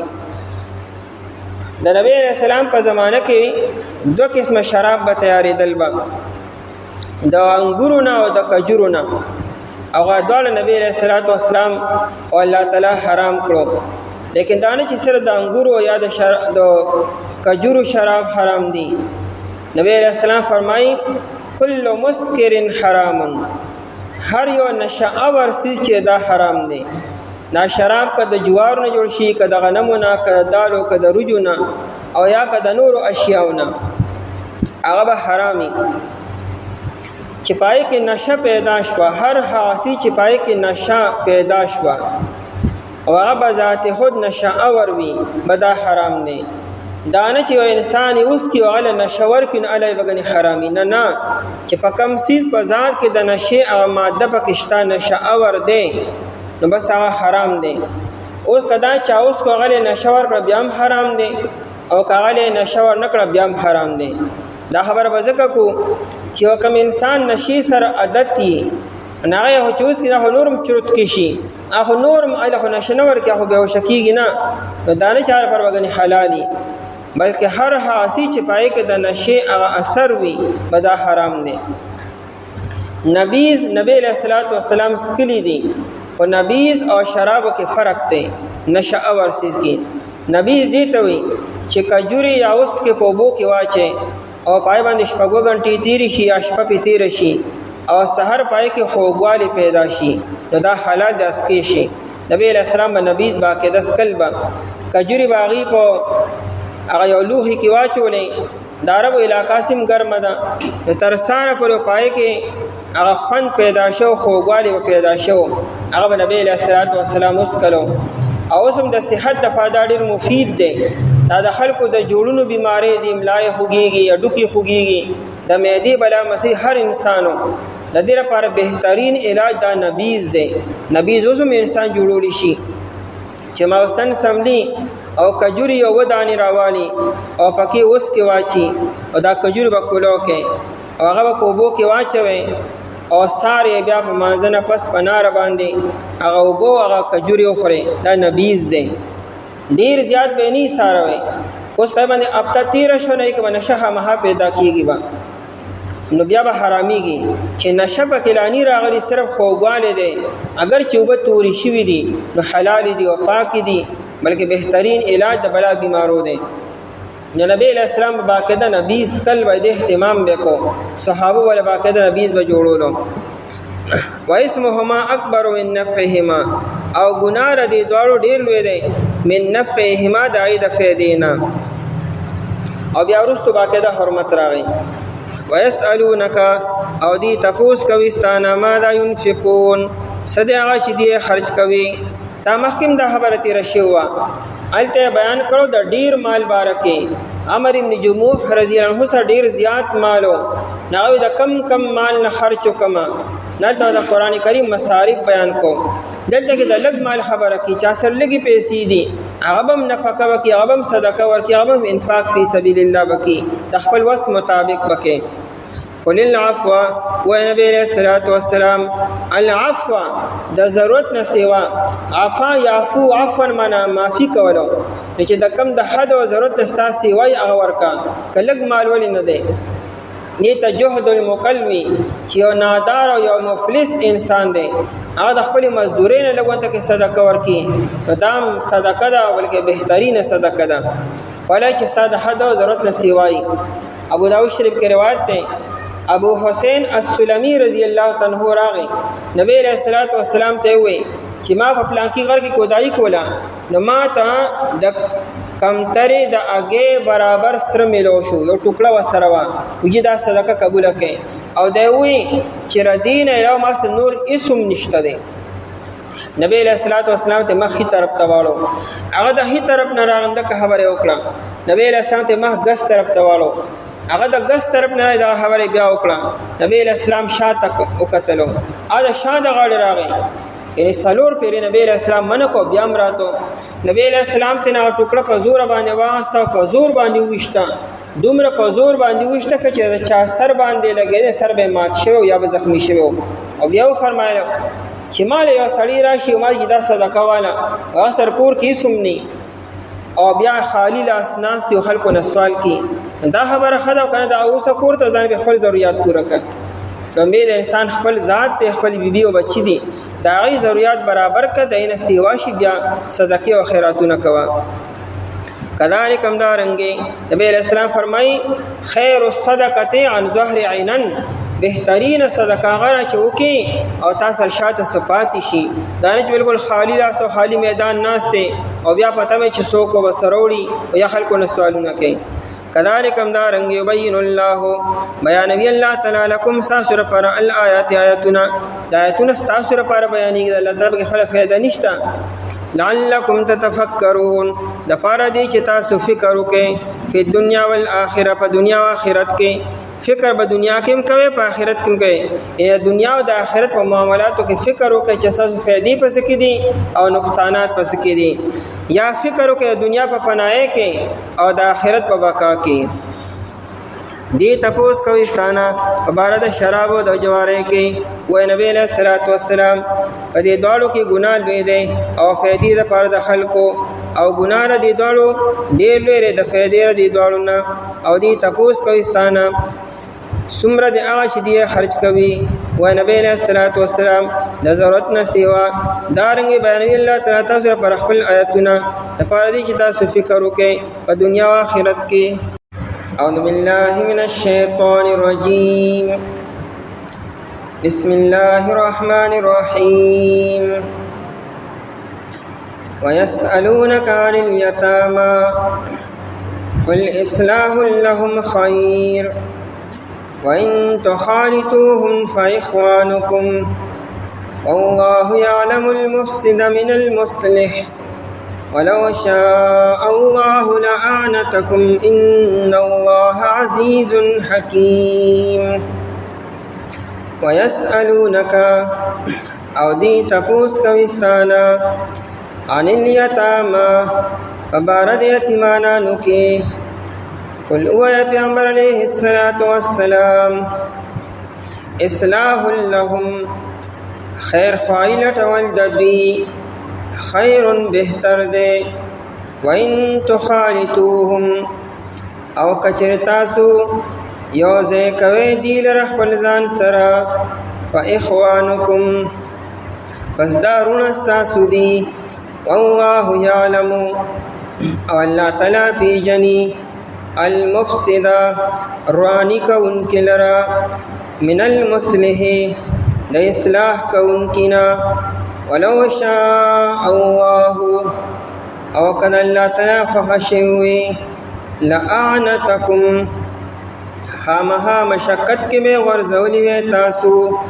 ان اللہ عزیز حکیم بے شک اللہ تعالی چے دے غالب دے حکمت والدے محکیات کے معاشرہ کے پکم و خبر و سرا بگاڑ پیدا کی گی بدمنی پیدا کی گی اور معاشرہ اخلاقی لحاظ سر خرابی کی دائی بیانو پدی آیت مبارکہ کے کہ پکم خبر سر معاشرہ کی بگاڑ پیدا کی گی داغی بیان کی لکہ سنگ چی فشراب سر و فجوارے سر معاشرہ خرابی گی دارنگی د یتیم سر ظلم کولو زیاتی کولو او د یتیم مال پناه حق باندې خړلو دې سره معاشره تباہ کیږي ځکه یتیم د مخکې مظلوم دی یتیم د مخکې د شفقت قابل دی او د رحم قابل دی او هغه سره مزید زیاتی وشي او ظلم وشي ورسره دا معاشره کې به څنګه امن ناشي د ځمکې نه چې کم اعمال برزي د الله تعالی فیصلې او شانتي راځي چې کله الله تعالی ګوري د ځمکې د پاسه یو بے آسرا یتیم سره ظلم او زیاتی کیږي نو الله تعالی به څنګه په دغه علاقه کې په دغه معاشره کې به امن ناولي بګاړ به سیوا کیږي بے برکتی به راځي ظلمونه او زیاتی به مزید سیوا کیږي عرب معاشره کې یتیم ته ډېر سپک کتی شو د ټول مال حقدار به مشري رور بو او یا د کور سرباب او کما شومان به یتیمانان پاتې شوي وو او یا ماشومانی جنکې به وي نه هغې به د حق نه ورکو یو سړی به مړ شو نو که د هغه په زامنو کې مشري زوی به و بالغ و نو په ټول مال باندې مشري زوی قبضه واچوله بس هغه مالک هغه به اختیارمن او کاغه بم نو ټول ماشومان به یتیمانان بیا به ترو د ټول مال حقدار شو د ټول مال باندې قابض شو او ماشومان به د حق نه ورکو یا که جنکې به وي ناغه بل چاله بیا په نکاح باندې نه ورکولي بيزا که چې نکاح باندې بل چاله ورکو نو مال د بل کور ته ځي او خپل به نوې خوښې خپل به سره نکاح نه کو او یا کا ماشومان حسین او جمیل به وي نو خپل اولاد سره ول نکاح کو لیکن یې به مہر بیان ورکو او کچره هغه حسین او جمیل نه وي خپل به سره نکاح نه کو او بل چا به په نکاح باندې نه ورکولې خپل به ځکه سره نکاح نه کو چې خوښې به نه وي او بل چا په نکاح ځکه نه ورکولې چې مال د بل کور ته ځي په کور کې به دا شان کې نو لوي او کما شومان لکان به نه لوي د ایمان نه ورکو او په مختلفو طریقو سره د ایمان به هړپ کو قران کریم د یتیمانو مبارک آیاتونه نازل کړو سورۃ النساء کې اترا ان الذين ياكلون اموال اليتامى ظلما انما ياكلون في بطونهم نارا کم خلق چې یتیم مال پنا حق سره خوري دا دی مال نه خوري دا خپل خېټه د اور نه ډکی او ورته ورولي وسيصلون سعيرا ان قریب دی وړي غټ اور ته داخل شي بل ځکه اترا ولا تقربوا مال اليتيم الا بالتي هي احسن د یتیم مال ته بخالم نه ورځي ها که ورځي نو په احسن طریقې سره مطلب دا چې د یتیم فائدې پکې او د یتیم ته پکې نفع رسي نو بیا یتیم مال تلاش وړي شي دا آیاتونه چرالو صحابه کرام رضی الله تعالی عنهم سره فکر شو چې اوه قرآن د یتیم مال خلل دا اور خلل دي نو په دې سره چې چا پکور کې یتیمانان بچیو هغه یتیمانان د ځان جدا کړو دای رهن سهن او خوراک او اسکاک په جدا کړو یتیم له ځان له اخلي په اخلي کو خپل کور ماشومان له ځان لا بیا مسئله پیدا شوې یتیم له خوراک تیار کو یتیم به عمل خوراک بنه خور پاتې بشو نو دې سره سو کو ورستو یتیم بیا خورینه نو که غرزوې نو مال ځای کول دي او که خپل بچولې ورکو نو قرآن کې یتیم مال خړل دا هور خړل دي د صحابه کرام رضی الله تعالی عنهم سر فکر شو چې دې سره وسوکو بعد وخت یتیم یو روټه خوري او په حقي هغه یو روټه بیا نه خوري سبق دې روټه سره بل چاله خیراتی ورکول شي او کنه خپل بچولې ورکول شي او کنه او یا یتیم له کې نو رسته نه خوري نو دې سره بس کو بیا عبد الله ابن رواحه رضی الله تعالی عنہ د نبی علیہ الصلوۃ والسلام نه تاسو کو چې جی مونږ ته د یتیم بارک سو دو ټوک خبره پکار چې آسان وي زمونږ د پاره چې مشقت پکې نه وي د الله تعالی د آیت مبارکه نازل کو او قران کریم وي چې تاسو په خپل خپويږئ بس ګوره چې کم کار کې د یتیم فائدہ ده د یتیم مالی او جانی فائدہ را بس عشان کوي لکه څنګه چې د خپل بچو فائدہ لټوي او مال ضایع کول نه خوښوي نه په خپل مال ضایع کوي د خپل بچو مال ضایع کوي او که بچی مال ضایع کینو سونو ته سخت خبره کې غوسه کیږي وته دا شان د یتیم خپل بچي وګڼه د خپل زامنو په شانتي وګڼه نو دا مال ضایع کول داسې خپکیږي څنګه چې د خپل بچو او یا په خپل مال باندې خپکیږي او څنګه چې د خپل ځان لپاره او د خپل بچو لپاره فائدہ لټي دا شان د ماشوم لپاره فائدہ لټو د یتیم لپاره قران کریم آسان خبر وکړه ور الله تعالی ارسو پیجنی چې کوم انسان د یتیم مال ته په کم نظر باندې ګوري آیا د بیګاړ په نظر باندې د هړپ کولو په نظر باندې او کنه د یتیم د خیر خوای په نظر باندې ځکه الله تعالی نه سپټ نه دي انسانانو هته پټول شي ته زما مقصد دار او زما نیت دار دی لیکن الله تعالی د نیت او ستا مقصد په کم نیت باندې کم کار کې الله ته معلوم دی نو الله جل شانو تاسو په نیتونو باندې تاسو په مقاصد باندې خپويږي د قران کریم د یتیم حمایت کو نبی علیہ الصلوۃ والسلام په خپل د یتیمه دور لیدل دی د نبی علیہ الصلوۃ والسلام والد سے وفات شوه دی او مور بیا د شپږو کالو یا د 2 کال عمر کې وفات شوه ده نو نبی علیہ السلام سره د یتیم ډیر زیات احساس وو ځکه چې په خپل یتیمه لیدل ور د یتیمه احساس وسره دغه قران کریمی علم یجد ک یتیما فآوا ته یتیم می تعالی موږ زید کو پنام درکړه او دارنګي نو لهذا فاما الیتیم فلا تقهر، یتیم کتان راشي نو سخت خبره به ورته نه کوې، رټنه به ورته نه کوې، زورنه به ورته نه کوې. دا مه وایه چې د څوک نشته دی، څوک تپوس کوونکی نشته، چې هېڅوک دی نی نو الله تعالی د هر چا شته. بیا الله تعالی به د یتیم تپوس وکړي، الله تعالی به یې پوښتنه کړي به. دیو وجه نبی علیہ الصلوۃ والسلام فرمایل، ابن ماجه کې روایت دی، ابو هریرہ رضی اللہ عنہ فرمائی نبی علیہ الصلوۃ والسلام فرمایل خیر بیت فی المسلمین، و مسلمانانو کې بهترین کور کم یو د مسلمانانو نو بیت فیه یتیم، هغه کور دی چې پای کې یتیم وي، او یحسن الیه، هغه سره په دغه کور کې ښه سلوک کولی شي. دا د مسلمانانو په کورونو کې بهترین کور دی. نبی علیہ السلام دا ونه وی چې د مسلمانانو په کورونو کې هغه انسان چې روزانه یو د قرآن تلاوت کی، یا ټوله شپه تهجد کی، یا صدقې او خیراتونه کی، یادا او یادا، هغه کور بهترین کور دی چې پای کې یو یتیم دی او دغه یتیم سره ښه سلوک کولی شي. او بیا نبی علیہ السلام فرمایل وشر بیت فی المسلمین، د مسلمانانو په کورونو کې ناکاره کور، بدترین کور کم یو کور دی نو بیت فیه یتیم، دا هغه کور دی چې پای کې یو یتیم دی، او یساء الیه، هغه سره ډېر ناروا سلوک کولی شي. نو دغه کور د مسلمانانو په کورونو کې بدترین او ناکاره کور دی. دیو وجه نبی علیہ الصلوۃ والسلام فرمایل انا وکافل الیتیم کهاتین، نبی علیہ السلام دا لاس اوچت کو او دا مسواک ګوته او دا ورپسې ګوتې دواړه یو ځای کړې، او مخامخ خلکو ته په پښتو کې وی په اشاره ورته وکړه چې زه او د یتیم کفالت کوونکې، پرورش کوونکې، نگهباني کوونکې او خیرخواهي لټوونکې، زه او دغه سړی به دواړه په جنت کې داسې یو لکه څنګه چې دا دواړه ګوتې یو بل سره نږدې دي. دا سعادت او دا خوشخبری دا د بل یو عبادت دپاره نه ده.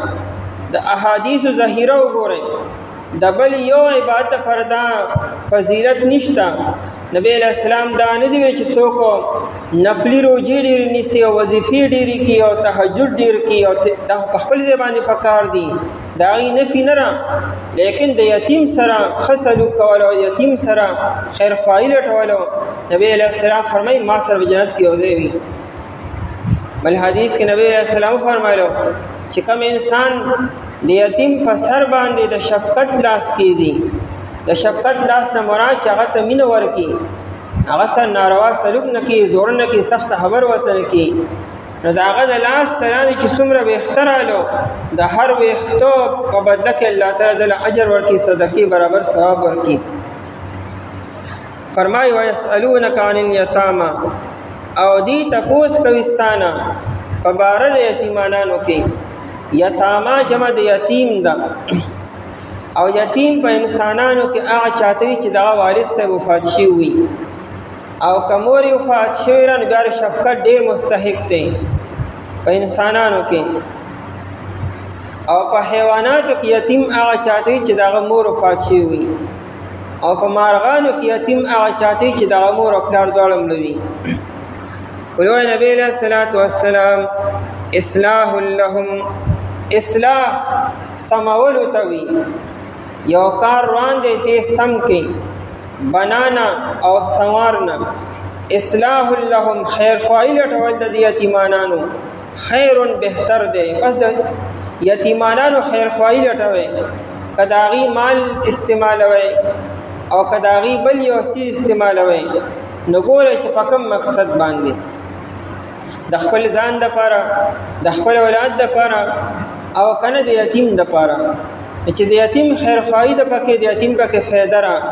یا حالنو یا معالنو، فی الحال پکې د یتیم فایده را، او یا آینده کې یتیم ته په دې سره فایده رسیږي، نو دا بهتره خبره ده. اصلاح لهم خیرخواهي لټول او اصلاح کول د یتیم خیر، دا بهتر دی. لومړنۍ خبره دا وکړه، اصل کې سوال خو د صحابو دا و چې آیا دا یتیمانان د ځانه بالکل جدا ساتو، هغې له ځان له خلی پخلی کو لکه خوراک کې نو ځان له اوبو ځان له کټوې ځان له سالنو ځان له روټۍ ځان له وړو هغه ګوله او خپلو ماشومان له ځان له نو په دې کې خو یو زنانو ته هم تکلیف دی 2 کټوې پخولو 2 سالنه تیارولو او 2 ځایه وړه غږلو او بیا خلی پخلی کولو بیا ځان له ځانه ساتلو بیا یتیم خوري یا نه خوري سټې مې خوري او که پاتې شي نو څه به وکړو ورسره یو خو زنانو ته هم په دې کې تکلیف دی او اهتمام کوونکو ته هم تکلیف دی او دویم دا چې کوب ورسره بیا څو او یو ورځ دنه لکه یتیم خو یتیم دی نو قرآن کریم اول دا خبره وکړه چې د یتیم فائدې ته ګورئ خیر خواهی لټوئ او دای نه بعد قرآن دانوي چې خامخا جدا یې کوي نه دي ځان سره یو ځای ساتلی شي یو کټوۍ پخوئ یو سالن تیاروئ یو قسمه روټۍ پخوئ دي ځان سره یو ځای کښېنه دی به مخوري ستاسو ماشومان به مخوري خو تاسو به ګورئ په خپل به اندازه لګوئ چې یتیم څونه مقدار باندې خوراک کی نو په هغه مقدار باندې په یتیم باندې خرچه راولئ او یا د یتیم د مال هم دومره مقدار باندې مال راخلئ دا الغې چې کله یتیم سره خپل مال وي الغې یعنی یتیم ته د پلار نه یا د بل چا نه مال پاتې شوی دی او هغه ولی سره دی یا چې څوک د هغه کفالت کوي هغه سره دی هغه د یتیم د مال نه مال لالی مثال غنم دی او غلی دی او خپل غلیم یو ځای کی اوس کې یتیم سره د سره سشتې نه هغه غریب واقعي یتیم دی او سشتې سره بالکل نه او دغه پرورش کوونکې کفایت کوونکې خپل مال په هغه باندې لګي بیا خو دا مسلې نشته هغه بیا سم ته مال لګي بس یو ځای په هوای هغه به هم خوري ستا ماشومان به هم خوري دا خو صدقه او صدقه ده قل اصلاح لهم خیر ووایه خیر خواهي لټول د یتیمانانو خیر بهتر دی او غوره دی وان تخالطوهم او کچر تاسو یو ځای کوئ دی لره خپل ځان سره تخالطوهم مخالطت او یو څیز ګډوډ کولو مخالطت دې ته وي چې ډېر څیزونه خپلو کې یو ځای کې او داسې یو ځای کې چې بیا جدا کولی نه شي لکه مثال چې انسان چای پخي نو په چای کې درې څلور ایټمه یو ځای شي اوبه پیو چینی او پتې تا یو ځای کړئ او دا تر یو بل نه جدا کولی نه شي دې ته مخالطت ویل کېږي نو خلط ملط کولو ګډوډ کولو عرب وی اختلط الحابل بالنابل نو دا کوم لوي اختلط الحابل بالنابل حابل هغه شاه سوارانو ته وی چې هغې د خپلو اسونو واګې نیسلي وي او نابل هغه سړو ته وی چې سر نیزي او په نیزو باندې دشمن ولي نو دا چې کله جنگ کېږي نو دا سړي ځان لري چې چا سر نیزي دي او پیدل دي او چې کم په اسونو باندې سواری هغه ځان له رواني دی ګډوډېږي نه که بیا خپلو کې نقصان کېږي بیا د خپل اس ته لاندې رانه شي نو عام طور پیاده فوج ځان لوي او هغه سواره ځان لوي نو چې کله جنگ ګرم شي او دا ټول خپلو کې ګډوډ شي هغه پیاده او سواره ټول یو ګډوډ شي یو ځای شي نو عربي اختلط الحابل بالنابل حابل او نابل یو ځای شو گویا که نقصان په خپله وشو دې طریقې کې مخالطت چې مختلف اشیاء ګډوډ شي او ځای شي قرآن کریم تخالطوهم کچې تاسو دی او ځای کوئ خپل ځان سره بالکل د خپل ماشومانو په شانتې کوئ او د خپل کور یو فرد یو ګڼئ یو کمیونټي یې کوئ وان تخالطوهم او کچې تاسو یو ځای کوئ دی لره خپل ځان سره پس کې فی الطعام والشراب والمسکن والمساهره خوراک ولم یو ځای پخوئ یو په یو غریبان یو کټوۍ ولا تیاروئ دارنګ یو قسم اوبو یو قسم شربت او دارنګ اوسېدل د دې یو ځای خپل ماشومان سره یو ځای اوسوئ نو بیا قرآن فاخوانکم دا ستاسو وروڼه دي ان ستاسو ماشومان دي د ماشومانو په نظر ورته ګورئ دې کې څه قباحت نشته نه څه ګناه شته والله یعلم لکه څنګه چې پلار به په خپل اولاد کې فرق نه کوي دغه شان حکم فرق مه کوه یو شان جامې یو شان خوراک او یو شان هر څه برابر کړه الله یعلم او الله تعالی پیژني المفسد رواني کوونکي لره من المصلح د اصلاح کوونکي نه الله تعالی پیژني چې کوم یو انسان په کوم نیت باندې یتیم ځان سره یو ځای کوي او د یتیم د مال نه مال راوړي خپل مال سره یو ځای کړي. که جدا کوئ که یو ځای کوئ، الله ته رواني کوونکي او سموونکي دواړه معلوم دي. ولو شاء الله، او که د الله تعالی خوښه شوې وي، که الله تعالی اراده کړې وي، لأعنتکم، البته تاسو مشقت کې ورزولې وي. الله تعالی رحم وکړو، کرم وکړو، تاسو ته اسانه کړه. کني که الله تعالی د بادشاهانو په شان حکم کړی وي چې نه، قانون قانون دی، آرډر از آرډر، جدا به ولا په خوی کارنګي،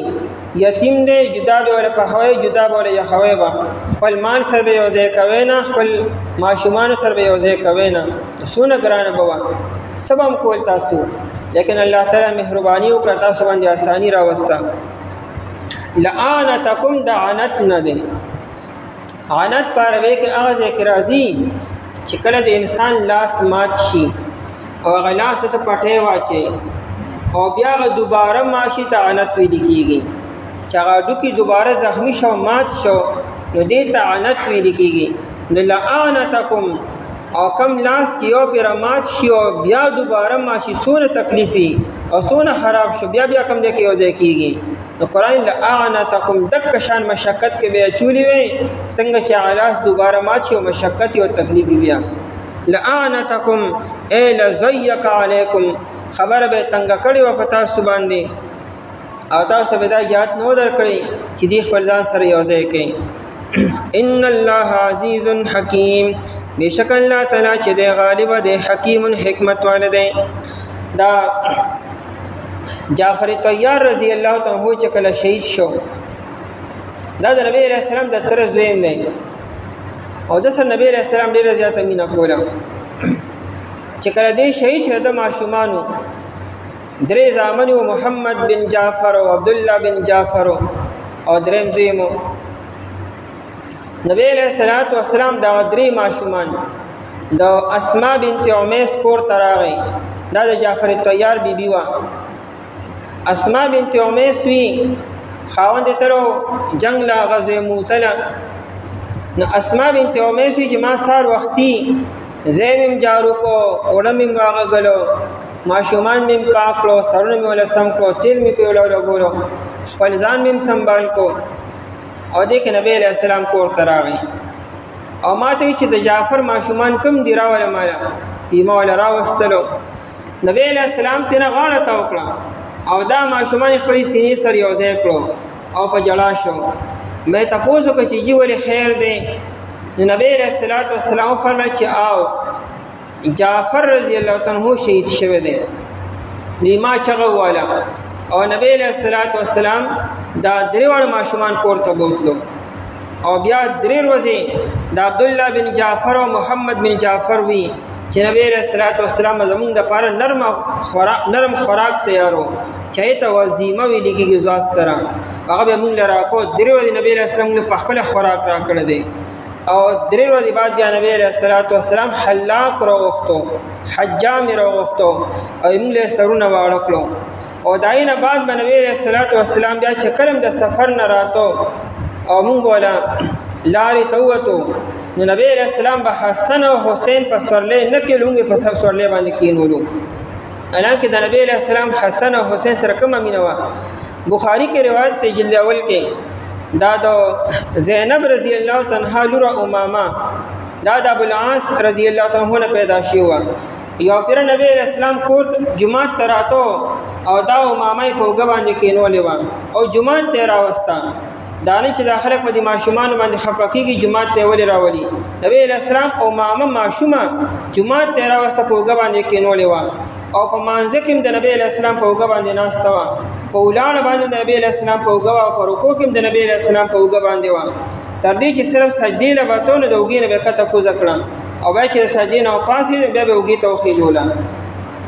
نو د نبی علیہ السلام خو امامه سره دونه مینه و او حسن او حسین سره دومره مینه و. لیکن داینه بعدو جعفر طیار رضی الله عنه کله شهید شو، ماشومان یتیمانان پاتې شو. بیا به چې سفر نه واپس راتو، نو نه به امامه روچتول، نه حسن او نه حسین.